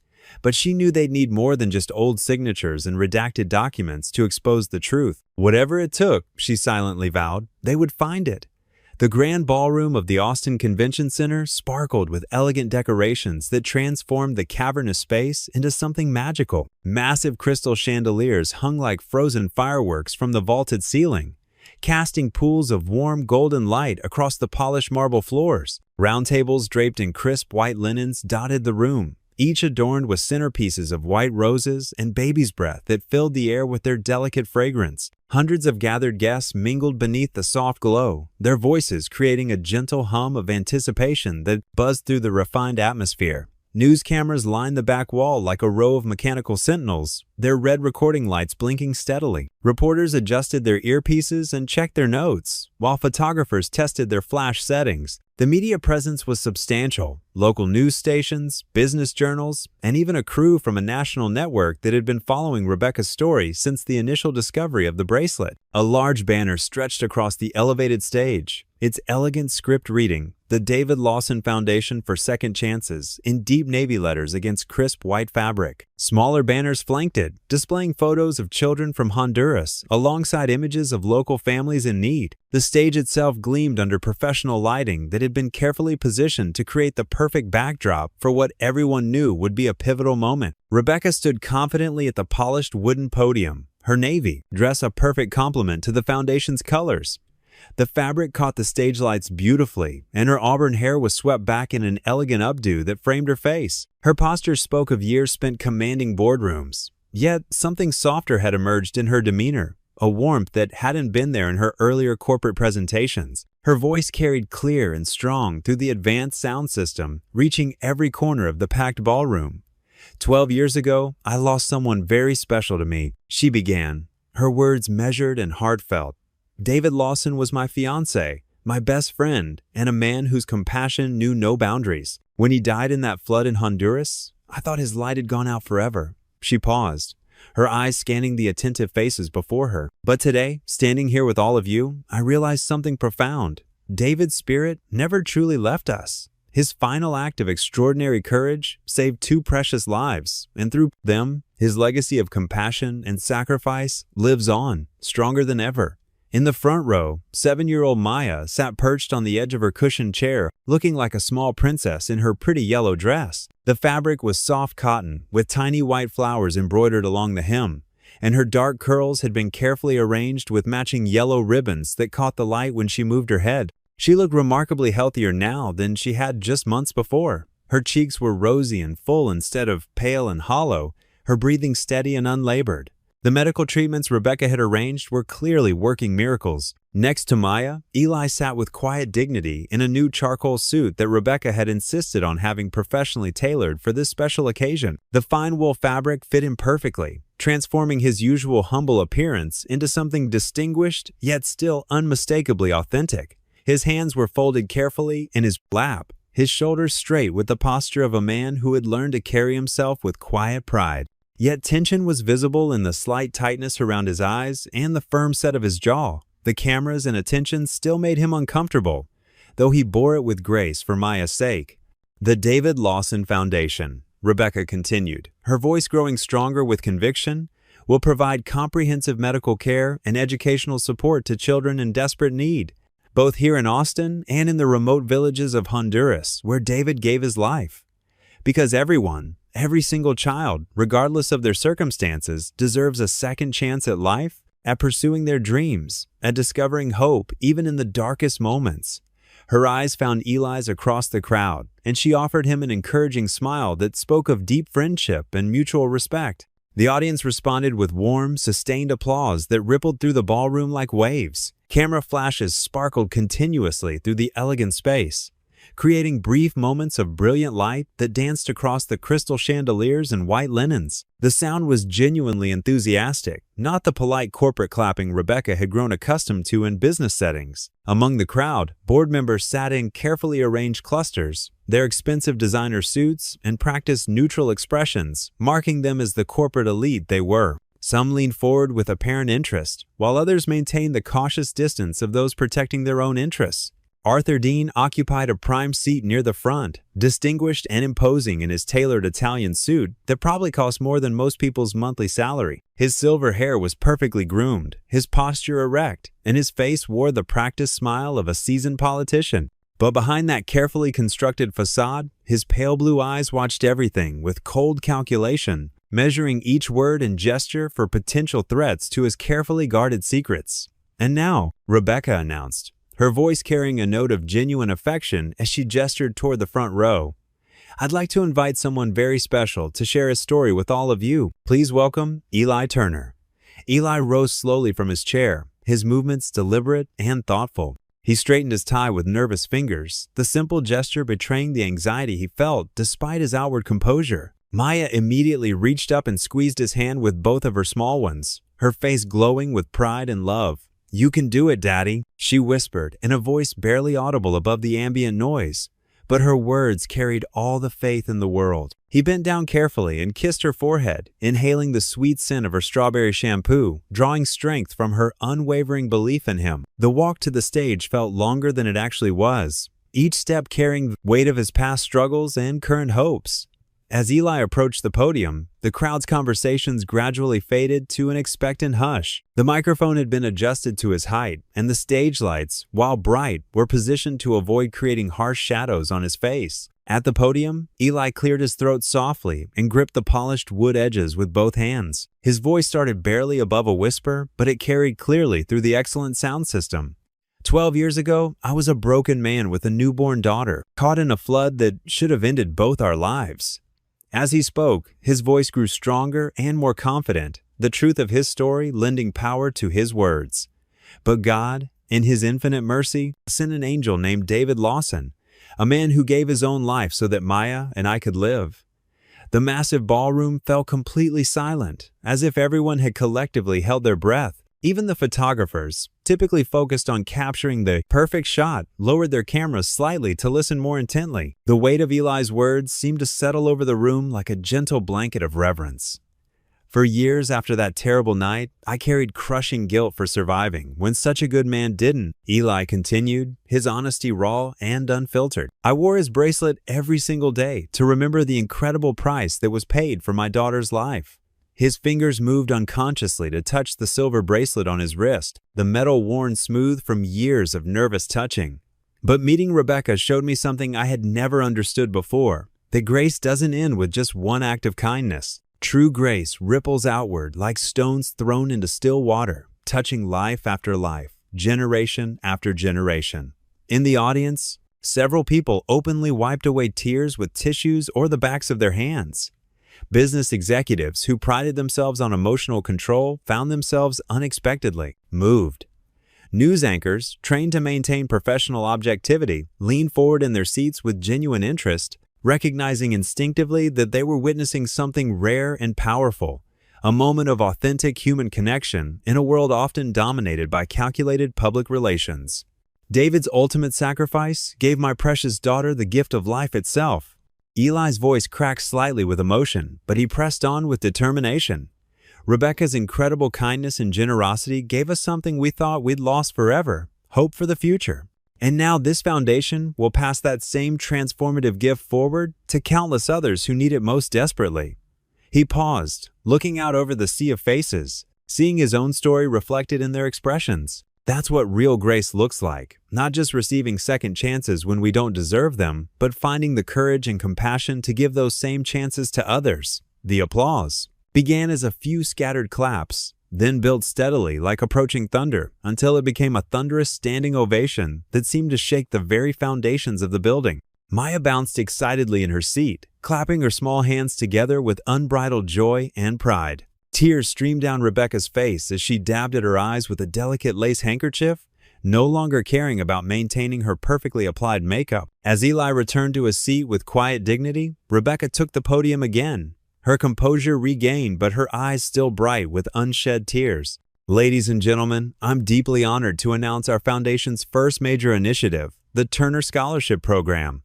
Her voice rang with conviction and purpose. This program will provide comprehensive medical care and complete educational support for the children of single working parents who are struggling to make ends meet while fighting for their families' futures. The ramble, applause that followed was even more enthusiastic than before. If such a thing were possible, Maya suddenly jumped up from her chair and ran toward the stage, her yellow dress flowing behind her like sunshine. Without hesitation, she wrapped her small arms around Rebecca's legs in an impromptu hug that drew delighted laughter and affectionate murmurs from the entire crowd. The spontaneous gesture was so pure and genuine that even the most jaded reporters found themselves smiling. Rebecca immediately knelt down to Maya's level and embraced her properly, holding the little girl close as cameras flashed rapidly all around them. The image would later become iconic. The powerful CEO and the child whose father's story had changed everything, united in a moment of perfect love and hope. With theatrical precision, multicolored confetti began raining down from hidden dispensers in the ceiling, creating a magical cascade of paper butterflies, stars, and hearts in every color imaginable. The effect was breathtaking, transforming the already elegant ballroom into something that looked like a fairy tale come to life. Rebecca officially declared the foundation launched as the colorful paper swirled around them like gentle snow. The audience rose as one in enthusiastic celebration, and reporters immediately began calling out questions over the joyful noise. Maya released Rebecca and began twirling in the falling confetti, her yellow dress spinning around her like a flower dancing in sunshine. She laughed with pure delight as she tried to catch the colorful pieces, her happiness infectious and absolute. Eli remained standing quietly near the stage, watching his daughter with an expression of profound joy and gratitude written across his weathered features. His gentle smile spoke of a man who had learned to recognize miracles when they appeared in his life, no matter how they were disguised. The transformation in both his circumstances and his heart was visible to anyone who looked closely enough to see. Rebecca walked over and gently squeezed his arm, her touch warm and reassuring. "Thank you," she whispered close to his ear so only he could hear. "Thank you for everything, for your courage, for sharing your story, for letting me be part of this beautiful journey." In his carefully positioned front row seat, Arthur Dean maintained his practiced applause while his pale eyes hardened like chips of winter ice. He watched with growing alarm as Rebecca knelt down to hug Maya again, observed the genuine warmth and affection that flowed so naturally between them. His manicured fingers gripped the leather armrest of his chair, slightly tighter than necessary, though his public smile never wavered even for an instant. Behind that polished facade, his mind was already calculating the potential threats this emotional display might pose to his carefully constructed world of secrets and lies. The celebration continued to swirl around them with infectious energy. Board members networking strategically with wealthy donors, reporters gathering compelling quotes for their stories, and supporters congratulating Rebecca on what everyone agreed was a triumph of both heart and purpose. Maya continued collecting handfuls of confetti like precious treasure, showing her colorful bounty to anyone who would pause long enough to admire it with appropriate enthusiasm. Through it all, Eli stood exactly as he always had. Humble yet dignified, grateful beyond measure, and quietly strong in his unshakable faith that grace would continue finding its way forward into the world, one transformed life at a time. The foundation's launch was just the beginning of something much larger than any of them could fully comprehend. In that golden moment of celebration and hope, the morning sun hadn't yet burned through Austin's morning fog when Rebecca's phone buzzed with urgent notifications. Her coffee cup froze halfway to her lips as she read the breaking news headline, "Foundation launch marred by scandal. Lawson Technologies' new hero linked to million-dollar fraud." Her hands trembled as she scrolled through the article. Someone had leaked old financial records suggesting Eli had received payments from Safety First Solutions, the supplier at the center of his past conviction. The story painted him as a willing participant in the fraud, not its victim. "This is impossible," she whispered to her empty kitchen. Her phone rang. Michael, head of security, spoke in clipped tones. "Miss Lawson, the board is convening an emergency meeting in 30 minutes, and," he hesitated, "we've detained Mr. Turner when he arrived for work. Rebecca's voice turned sharp. What do you mean, detained? Standard protocol for potential security risks, ma'am. He's in the holding room on the ground floor. And his daughter? Security escorted her home to her neighbor's care. Rebecca grabbed her keys, already moving. I'm on my way. And Michael, make sure Eli's treated with respect. The drive to headquarters felt endless. News vans crowded the parking lot, reporters clutching coffee cups in the early morning chill. Rebecca used her private entrance, avoiding their shouted questions. Inside, the security desk was chaos. Phones rang constantly. Guards spoke in hushed, urgent tones. Through the glass partition of the holding room, Rebecca caught a glimpse of Eli sitting alone, still wearing his work uniform. His shoulders slumped, but his head held high. Her heart ached to go to him, but Annie from legal intercepted her. Board's waiting, Miss Lawson. It's urgent. The elevator ride to the top floor was silent and tense. Rebecca used those moments to steel herself, squaring her shoulders and lifting her chin. She was still CEO. She would not be intimidated. The boardroom doors opened to reveal the full board already assembled. 12 faces turned to her, some concerned, others coldly professional. At the head of the table sat Arthur Dean, his silver hair immaculate, his expression grave but with the faintest hint of satisfaction in his eyes. Rebecca, he gestured to her usual seat. Please join us. We have much to discuss. She remained standing. Why is Eli Turner being detained like a criminal? Arthur's smile didn't reach his eyes. Given the serious nature of these allegations you arranged to have leaked? Rebecca cut in.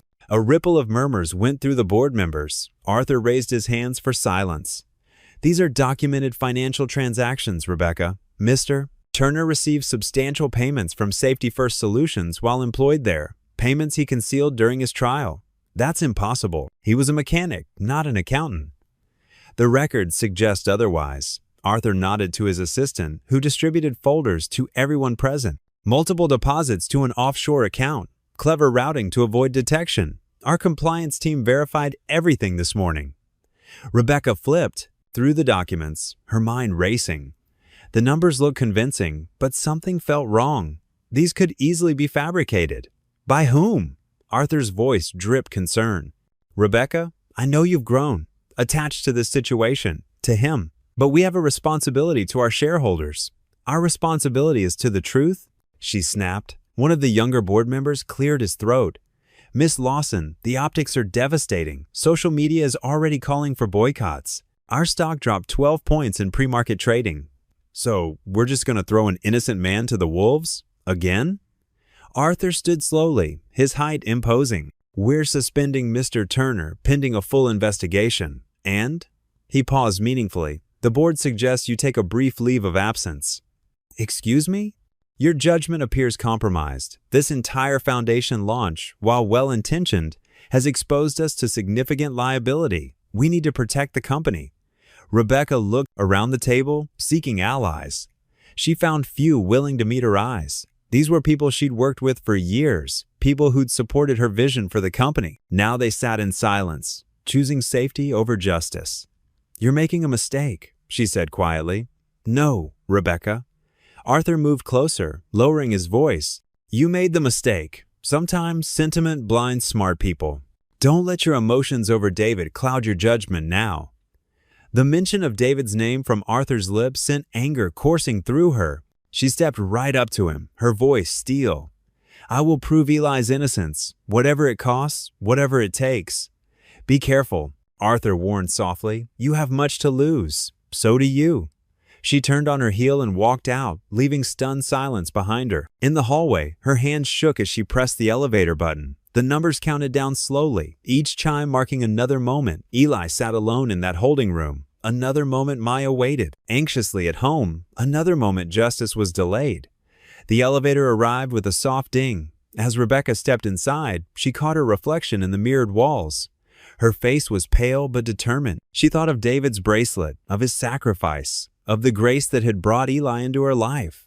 Whatever it takes, she whispered to herself as the doors closed. The holding cell felt cold and sterile, its blank walls a stark contrast to the warmth of yesterday's celebration. Eli sat on the thin mattress, his janitor's uniform replaced with standard-issue clothes that reminded him too much of his previous wrongful imprisonment. The fluorescent lights buzzed overhead, creating shadows that danced across the concrete floor. He closed his eyes, folded his hands, and bowed his head. "Lord," he whispered, his voice barely audible in the empty cell, "watch over my Maya. Keep her safe. Give Rebecca the wisdom she needs."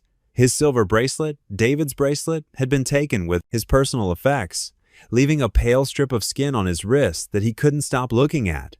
Across town, Rebecca sat in her home office, surrounded by stacks of papers and multiple computer screens. Her usually perfect hair was disheveled, and dark circles shadowed her eyes. Michael Grant stood beside her, his military precision evident in how methodically he worked through digital archives. "Arthur's careful," Michael muttered, his fingers flying across the keyboard. "But everyone makes mistakes. Even when deleting files, they leave traces." Rebecca rubbed her temples. "We need those original safety-first documents, the real ones, not the doctored versions from the trial." She picked up her phone for the 100th time, checking messages from Mrs. Palmer about Maya. The latest text made her heart sink. "Maya's fever's back. Breathing's rough again. Doctor says hospital might be needed." "Ma'am," Michael's voice cut through her worry. "Look at this." He pointed to his screen. Server logs from 12 years ago. Large file deletions the night before the safety-first investigation began, all authorized by Arthur Dean's credentials. Rebecca leaned forward, hope flickering in her tired eyes. "Can you recover them?" "Maybe." Michael's jaw tightened. "But we'll need help. This kind of deep recovery, it's beyond my usual tools." In Mrs. Palmer's modest home, Maya lay on the couch. Her breathing labored. The elderly woman pressed a cool cloth to the child's forehead, humming hymns softly. "Your daddy's going to be home soon, sweet girl," she whispered, though worry creased her kind face. Maya's eyes fluttered open. "I saw him on TV," she said weakly. "People were saying mean things, but daddy's good. He fixes things." Mrs. Palmer blinked back tears. "That he does, child, that he does." Back at her office, Rebecca paced while specialized data recovery experts worked on Michael's findings. Her phone rang, Arthur Dean's name flashing on the screen. She declined the call, her determination hardening. Instead, she dialed her personal lawyer. "Whatever it costs," she said firmly, "whatever it takes, I need to see him." Hours later, Rebecca walked down the cold corridor of the holding facility. A guard unlocked a heavy door, revealing Eli sitting on his bed, head bowed in prayer. He looked up, surprise and gratitude washing over his tired face. "Rebecca," he said softly, standing, "you shouldn't be here. They'll use this against you." She shook her head, stepping closer to the cell bars. "Let them try." "Michael found something, Eli. Server logs from the night before your arrest. Arthur deleted files. Lots of them." Eli's expression remained gentle, even in his distress. "How's Maya?" Rebecca's heart ached at the question, always thinking of others. Even now, Mrs. Palmer's with her. She's having a rough day, but she's getting good care. She didn't mention the fever, not wanting to add to his burden. She needs her treatments. "Eli," said, his voice catching, "the new ones were working so well." "I've arranged everything," Rebecca assured him. "The hospital has strict instructions. Your insurance won't be affected by any of this." Eli pressed his forehead against the cool metal bars. "I'm sorry," he whispered. "All you've done for us, and now this scandal." "Don't." Rebecca's voice was firm. "This isn't your fault. It's Arthur's, and we're going to prove it." She glanced at her watch, knowing her time was almost up. "I'll bring you home, Eli. I promise." He nodded weakly, faith and exhaustion warring in his eyes. "Tell Maya I'll see her soon." As Rebecca turned to leave, she heard him resume his quiet prayers. Her heels clicked against the concrete floor, each step strengthening her resolve. In her car, she found another message from Mrs. Palmer. Maya's fever had spiked again. She gripped her steering wheel tightly, David's words from his recovered letters echoing in her mind. Sometimes God's greatest. Miracles look like ordinary people doing the right thing. She started her car, already planning her next move. Arthur Dean had no idea what was coming. Michael's fingers flew across the keyboard, his eyes fixed on the glowing screen in his dimly lit security office. The digital clock read 2:37 a.m., but sleep was the last thing on his mind. For weeks, he'd been secretly combing through archive servers, looking for any trace of evidence that might help Eli. A notification popped up on his screen. His specialized software had found something buried deep in the corporate backup files. Emails dating back 12 years. Supposedly deleted but never completely erased from the system. Got you, he whispered, leaning forward. His eyes widened as he scrolled through the messages. There it was, undeniable proof. Emails between Arthur Dean and the executives of the supplier company, discussing how to frame an inconvenient employee who discovered their safety violations. Eli Turner's name appeared again and again. Michael's hand trembled as he reached for his phone. Miss Lawson, I'm sorry to wake you, but you need to see this. Now. 30 minutes later, Rebecca burst through the security office door, still wearing her silk pajamas under a hastily thrown-on coat. Show me everything, she demanded, pulling up a chair. Michael played the evidence across his screens, dozens of emails, forged documents, and financial records showing how Arthur had orchestrated Eli's downfall. He created a perfect paper trail to make Eli look guilty, Michael explained, his voice tight with anger. Then buried the real evidence so deep, he thought no one would ever find it. Rebecca's face hardened as she read, "Call an emergency board meeting. Right now. Ma'am, it's 3 in the morning. I don't care if it's midnight on Christmas Eve. Get 'em here. All of them." Within an hour, sleepy and irritated board members filed into the conference room. Arthur Dean arrived last, his usual polished appearance slightly rumpled from the late hour. "Rebecca, this better be important." "Oh, it is." Rebecca stood at the head of the table, her laptop connected to the room's main screen. "I know what you did to Eli Turner." Arthur's face flickered for just a moment before settling into practiced confusion. "I'm sure I don't know what you mean." "Let me refresh your memory." Rebecca began displaying the emails, one by one. The board members leaned forward, whispers growing louder as the evidence mounted. "You framed an innocent man to cover up your own corruption.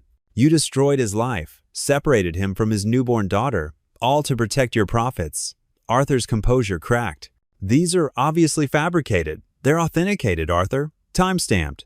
Verified by 3 separate digital forensics experts in the last hour." Rebecca's voice cut through his protests like steel. "And that's not all.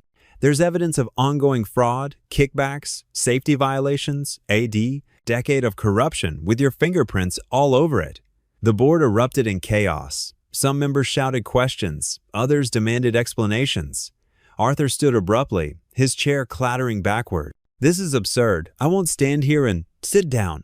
Michael's quiet command carried across the room as security personnel moved to block the exits. "The police are already on their way." Rebecca watched her mentor's face transform from outrage to fear. "Why?" she asked softly. "My father trusted you. We all trusted you." "Your father was weak," Arthur spat, "always putting people before profits. I did what had to be done to keep this company strong." "No," Rebecca replied. "You did what was easy instead of what was right, and now you'll pay for it." The next few hours passed in a blur of police statements, press releases, and legal documents. As dawn approached, Rebecca sat in her car outside the courthouse, clutching a thick folder of evidence. Her lawyer had worked through the night to prepare an emergency petition for Eli's release. The sun was just beginning to paint the sky in shades of pink and gold when the judge reviewed the evidence. Rebecca held her breath as he studied the documents, her heart pounding with each turn of a page. Finally, he looked up and nodded, "Get him out." Rebecca rushed down to the holding area, Michael at her side. They waited as guards processed the release paperwork, each minute feeling like an hour. Then, finally, a door opened. Eli emerged, squinting at the morning light streaming through the windows. He looked tired and thinner, his face showing weeks of worry, but his eyes still held that same gentle strength Rebecca had come to know. "It's over," she said simply. "You're free, really free this time." Eli stood there for a moment, absorbing her words. Then he took a deep breath and stepped forward, into the sunlight flooding through the courthouse doors. He closed his eyes, letting the warmth wash over his face. "Maya?" he asked quietly. "Waiting for you at home," Rebecca assured him. "Mrs. Palmer's been taking good care of her. She's doing much better." Eli nodded, emotion making it hard to speak. The morning light caught the silver bracelet still on his wrist, David's bracelet, making it shine like a beacon of hope. "Let's get you home," Rebecca said softly, touching his arm. "Your daughter's waited long enough for her father to come back."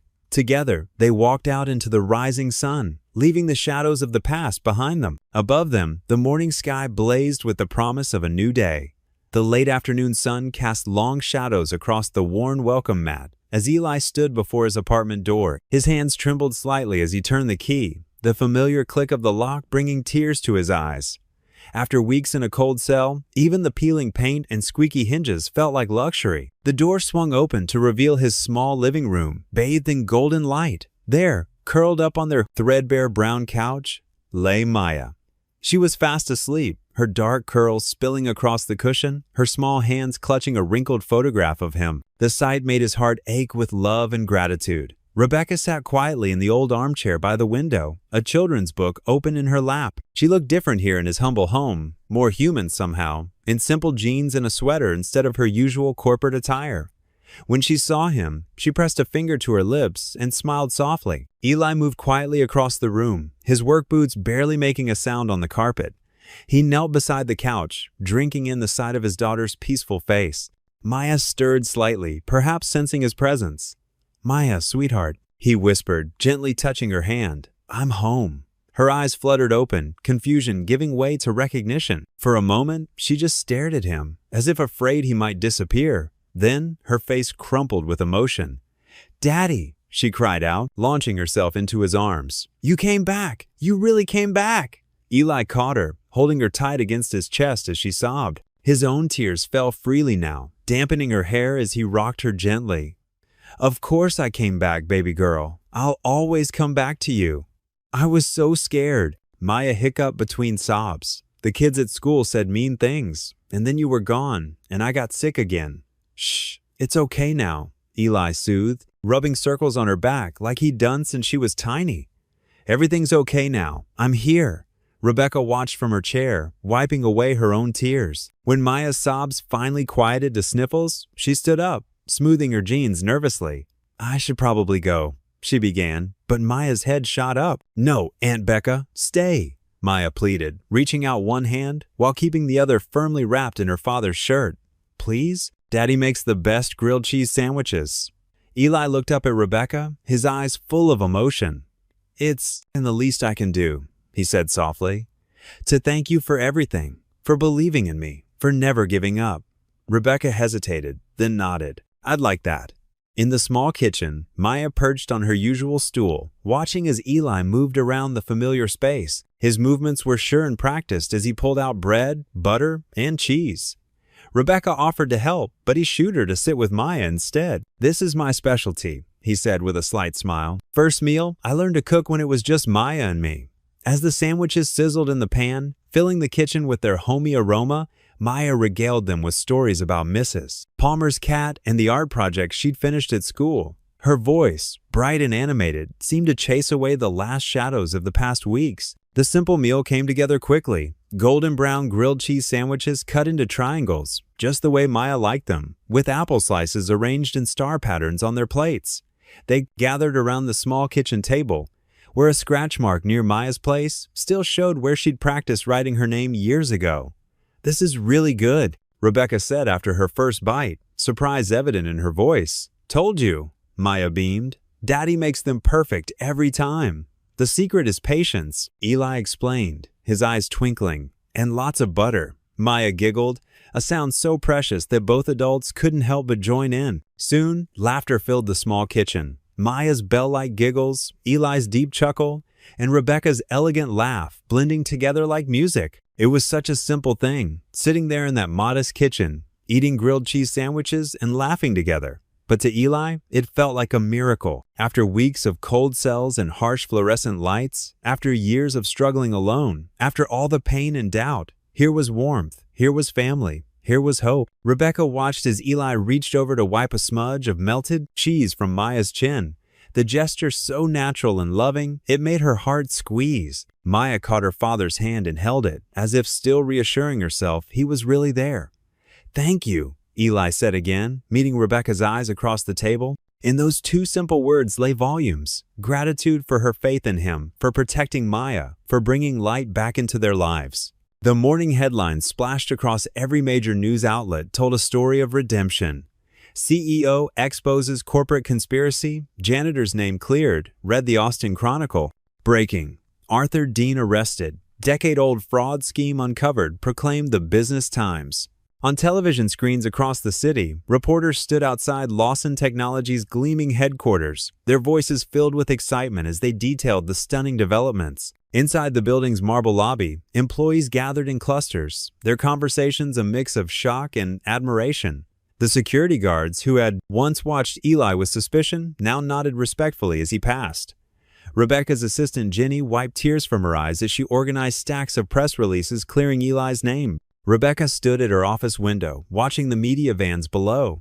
Her phone hadn't stopped buzzing since Arthur's arrest, but she felt lighter than she had in years. The truth had finally broken through the corporate facade, just as the morning sun now streamed through the glass walls. The board meeting starts in 10 minutes. Michael, the head of security, reminded her gently. His loyalty during the investigation had proved invaluable. Thank you, Michael. Not just for the reminder for everything. The boardroom, usually a place of tension and power plays, felt different today. The empty chair at the head of the table, Arthur's seat, seemed to represent all that was changing. Rebecca took her place, noting how the remaining board members avoided her gaze. They had all enabled Arthur's deception, whether through active participation or willing ignorance. Ladies and gentlemen, Rebecca began, her voice steady and clear. Today marks a new chapter for Lawson Technologies. The press release announcing Arthur Dean's resignation has gone out, but that's just the beginning. She placed her hands flat on the polished table, drawing strength from its solidity. I'm stepping down as CEO. The room erupted in surprised murmurs. Rebecca held up her hand for silence. This company needs more than just removing corruption. It needs a complete moral renewal. We've lost sight of what my father originally built this company to be, a force for good in the community. Through the boardroom's glass walls, she could see Eli in the hallway, speaking with a group of maintenance staff. They surrounded him with supportive pats on the back and warm handshakes. The sight brought a smile to her face. I'm proposing a complete restructuring, Rebecca continued. Employee representation on the board, a new charitable foundation, profit-sharing programs, and most importantly, a corporate culture that values every person who walks through these doors, from the CEO to the night janitor. Over the next few hours, the building hummed with activity. Human resources teams organized town halls. IT departments began transparency initiatives. The marketing team worked on messaging that emphasized authenticity over image. In the cafeteria, longtime employees shared stories of the company's early days, when Rebecca's father had known everyone by name. It's like waking up from a long sleep, one veteran programmer told his younger colleagues. By afternoon, the employee response was overwhelming. Teams from every department submitted proposals for community outreach programs. The maintenance staff organized a collection for children's medical care, inspired by Maya's story. Even the most cynical executives found themselves moved by the wave of genuine enthusiasm. Rebecca spent the day moving through the building, talking with employees at every level. She stopped at each department, sharing her vision for a company built on compassion rather than competition. The walls of hierarchy seemed to crumble with each conversation. As the day drew to a close, she found herself walking toward the janitor's closet, where she'd first truly noticed Eli. He was there, standing in the doorway, his hand resting on the familiar mop handle. The silver bracelet, David's bracelet, caught the evening light. Around them, the building quietly buzzed with renewed purpose. Somewhere upstairs, committees were already planning the company's new direction. The security team was implementing more humane protocols. The HR department was revising policies to protect whistleblowers. Eli looked at the small closet thoughtfully. This humble space had been his sanctuary, the place where he'd worked with dignity despite everything life had thrown at him. Now, with his name cleared and a new position waiting, it represented both an end and a beginning. He reached for the mop one last time, his movements deliberate and respectful. This simple tool had been his companion through long nights of struggle and quiet prayer. With gentle care, he placed it against the wall. Time to start fresh, he said softly. The words hung in the air, carrying the weight of transformation not just for Eli or Rebecca, but for everyone whose lives had been touched by their story of redemption. Sunlight streamed through the newly renamed Turner Foundation for Hope's glass walls, casting warm patterns across the polished floors. 6 months had transformed more than just the building's name. Where cold marble and steel once spoke of corporate power, natural wood accents and living walls now created an atmosphere of welcome and healing. Eli Turner walked through the lobby, greeting the morning cleaning crew by name. No longer in janitorial blues, he wore a simple button-down shirt with his sleeves. rolled up, comfortable but professional attire that suited his new role as director of facilities. The silver bracelet still gleamed on his wrist, a constant reminder of the grace that had changed his life.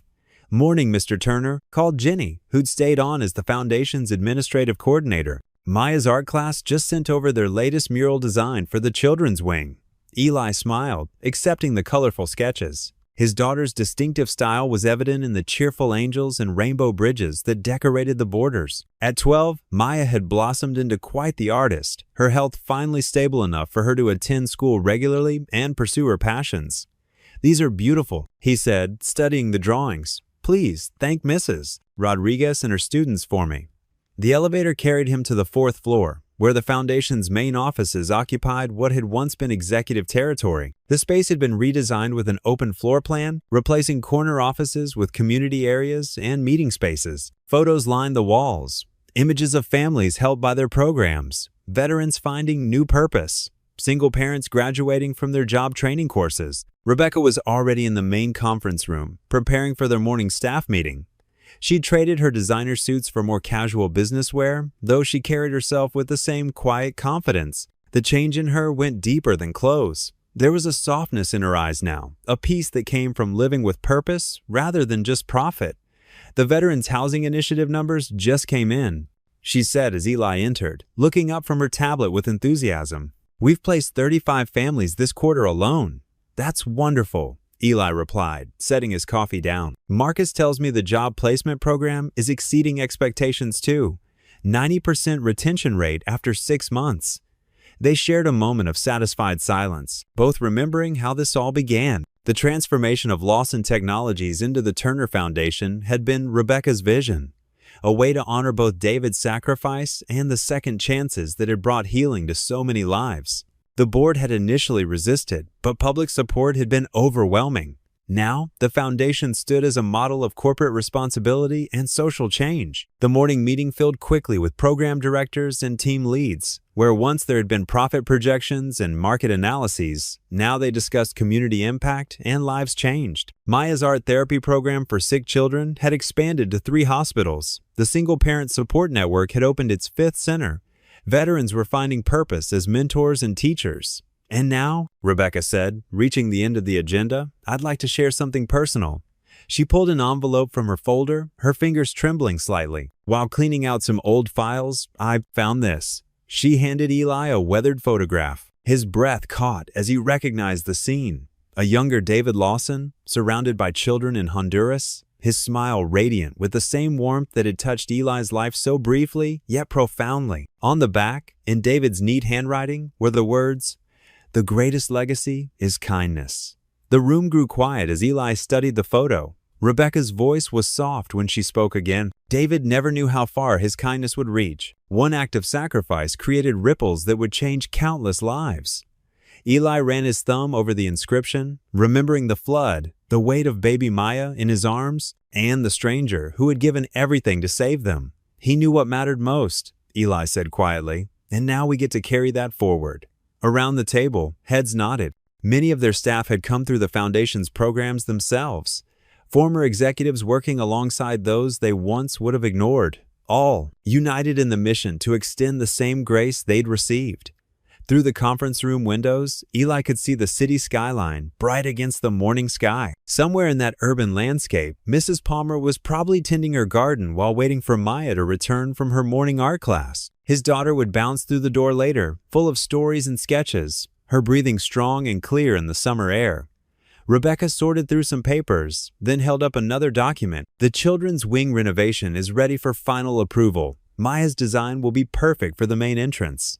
She smiled at Eli. "Your daughter has quite a gift for bringing hope to life through her art." "She learned from the best," Eli replied, thinking of all the hours Rebecca had spent reading to Maya in the hospital, helping her discover her talent for drawing, even when she was too weak to leave her bed. The meeting continued with updates from various departments: the education initiative, the housing program, the medical assistance fund. Each report represented lives touched, families restored, hope rekindled. It was everything David had lived for, everything he'd died believing in. Eli kept the photo close as they worked through the morning's agenda. The man in the image had never known how his choice would echo through time. how his sacrifice would create not just a moment of rescue, but a legacy of transformation. Now, every day, the foundation that bore Eli's name worked to multiply that initial act of kindness, turning one man's courage into 1,000 second chances. After the meeting, Rebecca caught up with Eli in the hallway. "David would be proud," she said softly, "not just of what we've built, but of who you've become." Eli touched the bracelet on his wrist, the symbol that had first connected their stories. "Thank you," he said simply, "for believing in me, even when the world didn't." Through the windows, sunlight painted the walls with warm, golden patterns. Somewhere in the building, phones rang with calls for help, and staff members worked to answer them. The foundation hummed with purpose, each day writing new chapters in an ongoing story of grace. "Ready for the afternoon sessions?" Rebecca asked, checking her watch. They had a full schedule of program reviews and new initiative planning ahead. Rebecca stood at the podium beneath a bright autumn sky, her voice carrying across the vacant lot where dozens of folding chairs held community members, employees, and local officials. Behind her, a large sign read, "Future Home of the Turner Academy for Second Chances."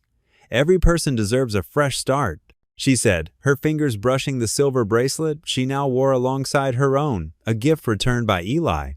"This academy will provide vocational training, night classes, and support services for those rebuilding their lives." In the front row, Maya beamed up at her father, who sat tall in his new Navy suit. At 12, she'd grown stronger, her respiratory problems finally under control. She squeezed Eli's hand as Rebecca continued speaking. "We're not just building classrooms," Rebecca explained, gesturing to the architectural renderings displayed on easels. "We're creating a sanctuary of hope, a place where past mistakes don't define future possibilities." After the ceremony, Eli walked the perimeter of the construction site with a group of young men, former inmates and troubled youth who'd been hired as part of the foundation's training program. His work boots crunched on gravel as he pointed out different areas. "See that corner there?" he said, stopping beside a concrete pad. "That'll be our facilities training center. You'll learn everything from basic maintenance to advanced systems management." He smiled at their attentive faces. "And yes, that includes proper mopping technique." The young men chuckled, but their eyes held respect. They'd heard Eli's story, knew his journey from janitor to director hadn't diminished his appreciation for honest work. "The most important thing to remember," Eli continued, "is that every job has dignity when it's done with pride. I used to clean these floors." He tapped his foot on the ground. "Now I help design them, but both matter equally." Across the lot, Rebecca had gathered with a different group, teenage girls from local shelters and foster homes. She'd started a mentorship program, meeting weekly with young women who reminded her of herself before success hardened her heart. "Your past experiences," she told them, sitting with them in a circle of plastic chairs, "they're not weights to hold you down. They're tools to build understanding." She caught Eli's eye across the distance, and they shared a knowing look. Sometimes the hardest paths lead to the most important destinations. Throughout the afternoon, Foundation employees arrived in work clothes, ready to help with initial site preparation. Lawyers wielded shovels alongside accountants. Marketing executives hauled wheelbarrows of mulch for the community garden space. The hierarchy that once divided them dissolved in shared purpose. Maya flitted between groups, offering water bottles and encouragement. She'd become the heart of the foundation, her natural compassion drawing people together. Children from the neighborhood had started calling her Miss Maya, following her lead in small acts of kindness. As evening approached, most volunteers had headed home. The setting sun painted the sky in shades of amber and rose, casting long shadows across the construction site. Rebecca found Eli standing alone, looking over the property that would soon transform lives. "I had a dream like this once," she said, moving to stand beside him. "Back when David and I first got engaged, we talked about leaving the corporate world, building something meaningful." She paused, emotion catching in her throat. "He would have loved this." Eli nodded, understanding in his eyes. He saw value in people others overlooked, like he saw in me that day in Honduras. Rebecca turned to face him, her expression soft with revelation. "He saved your life to save mine." Eli smiled gently, wisdom earned through years of trials evident in his voice. "Maybe grace has a plan for both of us."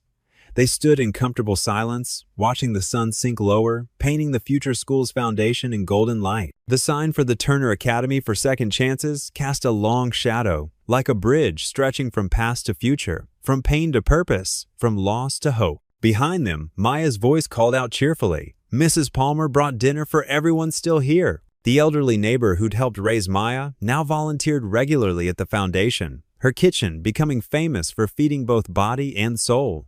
You know, Rebecca said as they turned to join the others, I think this is exactly where we're supposed to be. Eli sat at his desk in the Turner Foundation's facilities department, sorting through the morning mail when an envelope with a prison return address caught his eye. His hands trembled slightly as he opened it. Memories of his own time behind bars still raw, despite the months of healing. The letter inside was written in careful, cramped handwriting. Dear Mr. Turner, my name is Marcus Chen. Like you, I was convicted of fraud while working for a supplier connected to Arthur Dean. I've been following your story in the news. When I saw how you were cleared, it gave me hope. I've been in here for 3 years for crimes I didn't commit. Eli leaned back in his chair, drawing a deep breath. The familiar ache of injustice stirred in his chest, but now it was different. It had purpose. He reached for his phone and dialed Rebecca's extension. I need your help with something, he said when she answered. 20 minutes later, they sat in her office, reviewing Marcus's case files on her computer. Rebecca's fingers flew across the keyboard, pulling up court documents and financial records. Look at this, she pointed to the screen. Same pattern as your case. Falsified shipping records, forged signatures. Arthur's fingerprints are all over it. Eli nodded, jaw tight. He destroyed so many lives. But now we can help fix them, Rebecca said softly, touching his arm. I'll call Sarah Martinez. She's the attorney who helped clear your name. She'll know exactly how to handle this. Over the next few weeks, Eli threw himself into helping Marcus's case. He spent lunch breaks organizing paperwork and evenings on calls with Sarah, piecing together the truth. Other former employees began reaching out too, sharing similar stories of Arthur's deception. One morning, Rebecca found Eli surrounded by case files in the break room, dark circles under his eyes. You're really pouring your heart into this, she observed, sliding him a fresh cup of coffee. Eli looked up, managing a tired smile. I know what it's like to lose everything. Your freedom, your dignity, your chance to watch your child grow up. If I can help even one person avoid that pain. You're helping many, Rebecca assured him. Word spreading about what we're doing here. The foundation's getting calls from other companies wanting to start similar programs. As spring arrived, Marcus was released from prison with a full exoneration. Eli met him at the gates, remembering his own first taste of freedom. Marcus's teenage daughter clung to her father, crying, while his wife thanked Eli repeatedly. We've got a job waiting for you in maintenance if you want it, Eli told him. And there's room in our night classes to finish your degree. Marcus gripped his hand tight. Thank you for not forgetting about people like us. The story made local news, bringing attention to the foundation's work. More letters arrived from other former employees and their families. Eli started a support group for those affected by corporate fraud. Meeting Wednesday nights in the foundation's community room. Rebecca often watched from her office window as Eli led these meetings, his quiet strength giving others courage to share their stories. She saw how he listened with deep understanding, offering practical help alongside emotional support. One evening, after a particularly moving session where a young mother shared her story of losing everything, Rebecca found Eli sitting alone in the empty room. You've built something beautiful here, she said, taking a seat beside him. I never wanted to be a leader, he admitted. I just wanted to help people heal. That's exactly why they trust you, Rebecca replied. You're not doing it for recognition. You're doing it because you care. When Eli arrived home that night, Maya was waiting at the kitchen table, surrounded by colored paper, markers, and glitter glue. Mrs. Palmer, who still watched her after school despite Maya's improved health, was cleaning up dinner dishes. Daddy, Maya exclaimed, quickly hiding whatever she was working on. You're not supposed to see yet. Sorry, sweetheart, he laughed, covering his eyes dramatically. Should I come back later? No, I'm finished. She bounced in her chair excitedly. Mrs. Palmer helped me with the spelling. Eli uncovered his eyes to find Maya holding out a handmade card covered in sparkles and hearts. Across the front, in careful letters, World's Best Dad. Inside, she'd drawn their little family, Eli, Maya, and Rebecca, who Maya still occasionally called Aunt Becca, standing in front of the foundation building. Little stick figures streamed in and out of the doors, with hope written in wobbly letters above them. "Do you like it?" Maya asked anxiously. "I made it because you help people now, just like that nice man helped us before." Eli pulled his daughter into a tight hug, his heart full. "I love it, sweetheart." "It's perfect," Maya grinned up at him. "Now we help other kids, right, Daddy?" Eli kissed the top of her head, marveling at her simple wisdom. "That's right, baby. Now we help other kids." The autumn breeze carried the sound of children's laughter across the freshly landscaped grounds of the Turner Academy for Second Chances. Colorful banners fluttered against the red brick building, proclaiming, "Welcome to our new beginning, and hope starts here."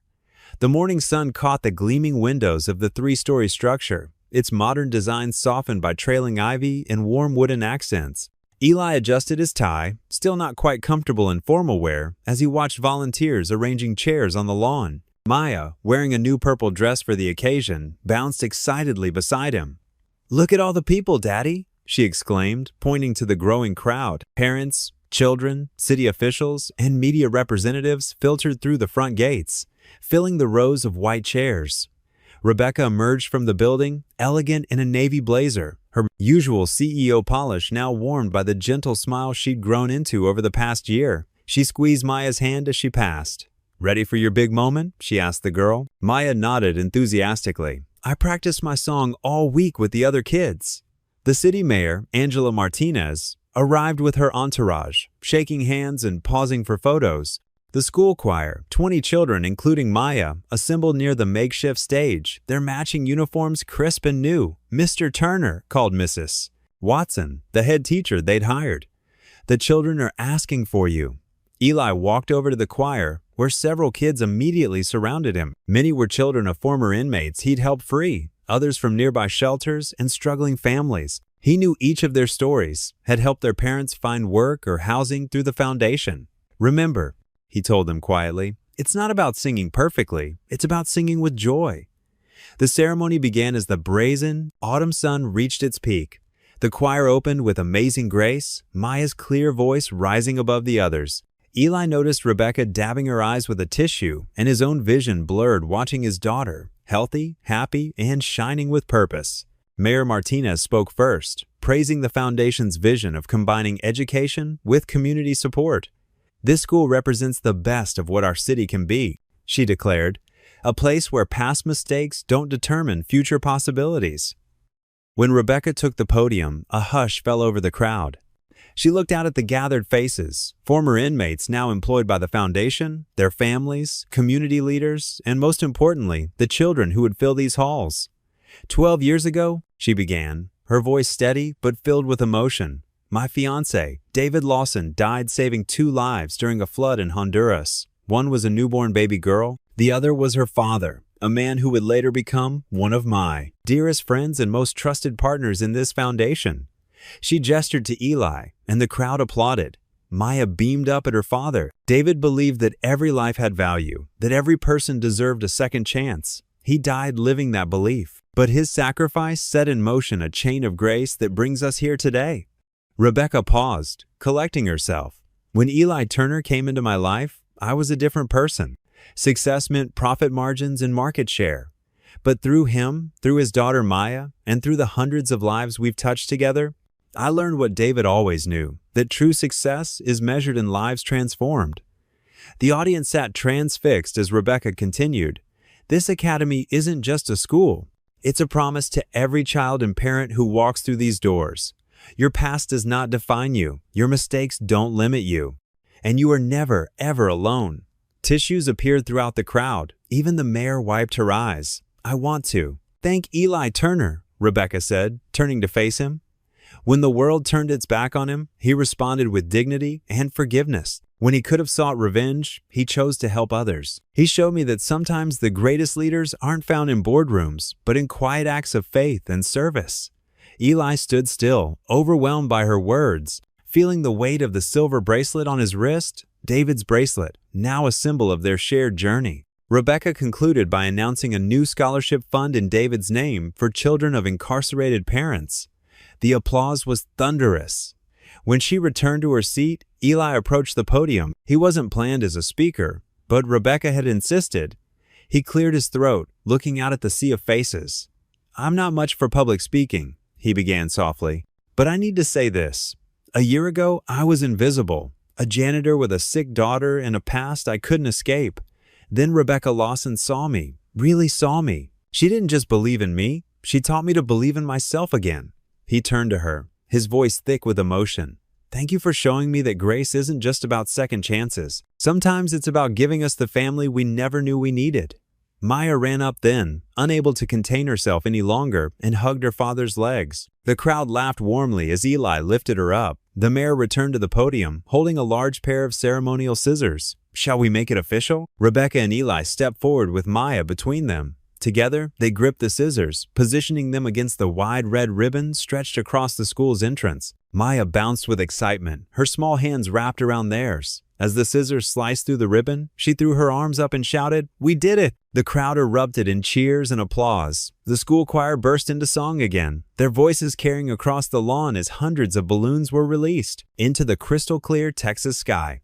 The setting sun painted the new academy's garden in shades of amber and gold, casting long shadows across the manicured lawn where children had played just hours before. Most of the celebration crowd had gone home, leaving behind only scattered confetti that caught the evening breeze like tiny dancers, the fading echoes of their joy still seeming to whisper through the trees. Rebecca and Eli walked slowly along the winding stone path, their footsteps quiet against the cooling pavers that still held the day's warmth. The garden stretched before them like something from a storybook, with carefully planned flower beds that Maya had helped design, complete with her favorite daisies and sunflowers. A small fountain bubbled peacefully at the center, its gentle music mixing with the evening sounds of crickets and rustling leaves. Fireflies began to emerge in the twilight, dotting the carefully tended flower beds with their gentle light like nature's own celebration. The soft glow reminded Rebecca of stars, like tiny beacons of hope in the growing darkness. She watched one land on a nearby rose bush, its light pulsing slowly in a rhythm that seemed almost like a heartbeat. "I can hardly believe this is real," Rebecca said, her voice filled with wonder as she gestured to the building behind them. The academy's windows still glowed warmly from the lights left on inside, like a lighthouse in the dusk, welcoming anyone who might need shelter. "Sometimes I wake up in the morning and wonder if I'm dreaming, if any of this actually happened." Eli smiled, his kind eyes crinkling at the corners in the way that had become so familiar to her. The same eyes that had first caught her attention in that sterile corporate lobby, now softened by months of friendship and shared purpose. "Maya asked me the same thing this morning when we arrived early to set up," he said with a gentle chuckle. "She kept touching the walls and the door frames to make sure they wouldn't disappear like something from a fairy tale." A firefly drifted between them, its light blinking on and off like a tiny lantern carried by an invisible hand. Rebecca watched it dance away toward the memorial garden where David's plaque gleamed softly in the fading light. "It's strange how life works," she mused, her voice growing thoughtful. "All those years I ran the company, thinking I was building something important, chasing profits and market share, believing that success meant bigger numbers and more power. But this..." She reached out to touch a nearby bench, one of several they'd placed throughout the garden, this one bearing a small bronze plaque dedicated to David's memory. "This feels real in a way nothing else ever has." They sat together on the bench, the warm wood still holding the day's sunshine, despite the cooling air. Around them, the garden's evening symphony was beginning, crickets tuning up their instruments for the night's performance, a distant owl beginning its nightly rounds from the old oak tree at the garden's edge. The air was sweet with jasmine and fresh-cut grass, mixed with the lingering scent of the barbecue lunch they'd shared with all the academy's supporters. "You know," Eli said softly, his voice barely above a whisper, "every night since that first morning in the lobby, I've prayed for David."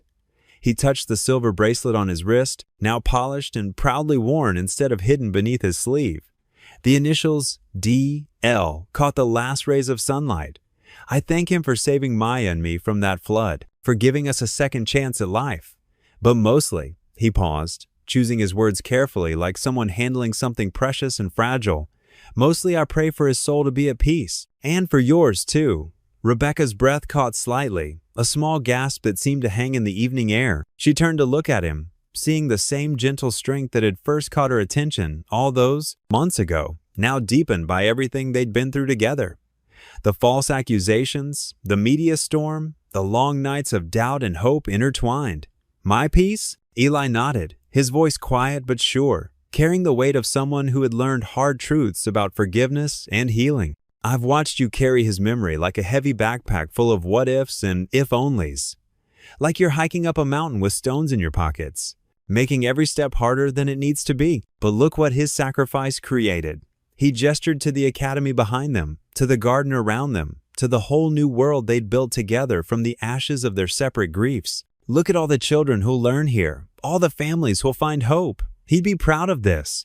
Of you. A warm tear slid down Rebecca's cheek, catching the light from a nearby firefly as it passed. She didn't bother to wipe it away, letting it fall like a small blessing onto her hands. I used to be so angry, she admitted, her voice thick with emotion. At God, at the world, at myself for letting him go on that mission. I spent years building walls around my heart, thinking that if I could just make enough money, help enough people through the foundation, somehow I could balance the scales, make up for not stopping him. She looked up at the first evening star appearing overhead, bright and steady against the darkening sky. But now I think I understand what he saw in that work, that every act of kindness ripples outward forever, touching lives we'll never know about. Like the fireflies, Eli said, watching the tiny lights multiply in the growing darkness, each one joining the dance as night settled over the garden. Each one small and fragile on its own, but together they light up the whole garden. Together they make something beautiful. They sat in comfortable silence for a while, watching the fireflies dance, their ancient dance of light and shadow. The evening air grew cooler, carrying the scent of autumn leaves and possibility, of new beginnings written in the turning seasons. From somewhere inside the building, they could hear the cleaning crew laughing. Former students of Eli's janitor training program, now proud employees of the academy with steady jobs and benefits and dignity. Rebecca turned to study Eli's profile in the dim light, tracing the familiar lines of his face with her eyes. The same strong jaw, the same patient expression that had stopped her in her tracks that early morning so many months ago. The same profile that had sparked something deep in her memory. Something she couldn't name, but knew was important. You know what's funny? She said softly, her voice barely audible above the fountain's gentle burbling. What's that? You still look familiar, she whispered, her voice catching slightly on the words that had started their whole journey together. Eli's eyes met hers in the growing darkness, warm and understanding and full of the quiet wisdom that came from surviving hard things with grace and tact. A firefly landed on the bench between them, its light pulsing gently like a tiny blessing. His response came gentle as a prayer, soft as the evening breeze stirring the jasmine. Maybe grace has a way of bringing familiar souls back together. The fireflies continued their dance around them, tiny lights spelling out messages of hope that only heaven could read. Their gentle glow wrapping the garden in something that felt like peace itself. A gentle breeze rustled through the oak trees surrounding the Turner Academy for second chances. The late spring afternoon bathed the courtyard in golden light as hundreds of folding chairs filled with proud families faced the makeshift stage. Graduation caps dotted the crowd like confetti frozen in midair. Rebecca sat in the front row, smoothing her navy dress as she watched Eli adjust Maya's graduation robe backstage. Even from this distance, she could see his hands, trembling slightly as he straightened his daughter's collar.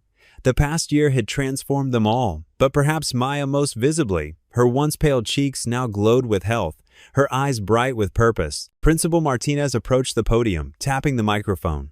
"Welcome to the Turner Academy's first graduation ceremony," she announced, her voice carrying across the hushed crowd. "We have a special student speaker today, someone who embodies everything our school stands for. Please welcome Maya Turner." The audience burst into warm applause as Maya walked to the podium. At 12 years old, she was the youngest speaker, but her presence commanded attention. Eli took his seat next to Rebecca, wiping his eyes quickly with the back of his hand. "A year ago," Maya began, her clear voice steady, "I was sick a lot. My dad worked nights, cleaning floors, and we were scared all the time." She paused, looking directly at her father. But then, something amazing happened. I learned that sometimes the worst moments in life can lead to the best ones. Rebecca reached over and squeezed Eli's hand. He returned the gesture, both of them remembering those dark days that now felt like a distant storm. "My dad always told me about angels," Maya continued. "He said they show up when we least expect them, sometimes wearing business suits instead of wings." Gentle laughter rippled through the crowd. "But he also taught me about something even more important. Faith." not just in God, but in good people, in second chances, and in the power of forgiveness. The breeze picked up, carrying the scent of jasmine from the garden David's foundation had planted. Rebecca closed her eyes briefly, feeling his presence so strongly it made her heart ache with gratitude rather than grief. "There was a man named David Lawson," Maya said, her voice softening. "I never met him, but he saved my dad and me when I was a baby. He gave his life so we could have ours. And years later, his love found us again through Miss Rebecca." Phones captured photos, but many guests were too moved to record, simply listening as Maya spoke about transformation and hope. She described how the school had become home to dozens of children whose parents were rebuilding their lives after hardship. "Some people think second chances are about forgetting the past," Maya said wisely. "But I think they're about using the past to help others. That's what my dad does every day here. That's what Miss Rebecca teaches us. That's what Mr. David did when he saved us." Eli's shoulders shook slightly. Rebecca leaned closer, her own tears falling freely now. Around them, sniffles and quiet sobs punctuated the profound silence. "So today isn't just about graduation," Maya concluded. "It's about celebrating how love can start a chain reaction. One person's kindness can change a life. That life can change another. And before you know it, you have a whole school full of people helping each other grow." The applause was thunderous. Maya beamed as she walked back to her seat, stopping to hug her father tightly. Rebecca watched them, remembering that early morning when she'd first recognized something familiar in Eli's eyes, the same kindness that had drawn her to David years ago. After the ceremony, as families mingled and took photos, the three of them walked together through the garden path. The setting sun cast long shadows across the freshly mown lawn, and the air was filled with the sound of happiness, genuine, hard-won happiness. They stopped at the entrance, where a bronze plaque gleamed in the evening light. Rebecca traced the letters with her finger, feeling the warmth of the metal that had soaked up the day's sunshine. The words, now so familiar, still moved her deeply. "In memory of David Lawson, whose final act of love started a chain of grace that never ends." Maya slipped her small hand into Rebecca's, then took her father's hand on her other side. Together they stood, connected by more than touch, bound by a story of redemption that had transformed not just their lives, but an entire community. As the sun dipped lower, casting its final rays across the academy grounds, Rebecca felt a profound sense of peace settle over her. She looked at Eli, who met her gaze with understanding. No words were needed. In that moment, they both knew that David's sacrifice had bloomed into something beautiful. A legacy of love that would continue touching lives for generations to come. Maya squeezed their hands, smiling up at the golden sky. Around them, the garden David's foundation had planted swayed gently in the evening breeze, and the last light of day wrapped them in its warm embrace. What would you do if you were in their place? Comment your answer below, and let's see how you'd rewrite the ending. If you enjoyed the story of Eli Turner, I handpicked the next story that you will enjoy. Please don't miss this one. Click here to watch it.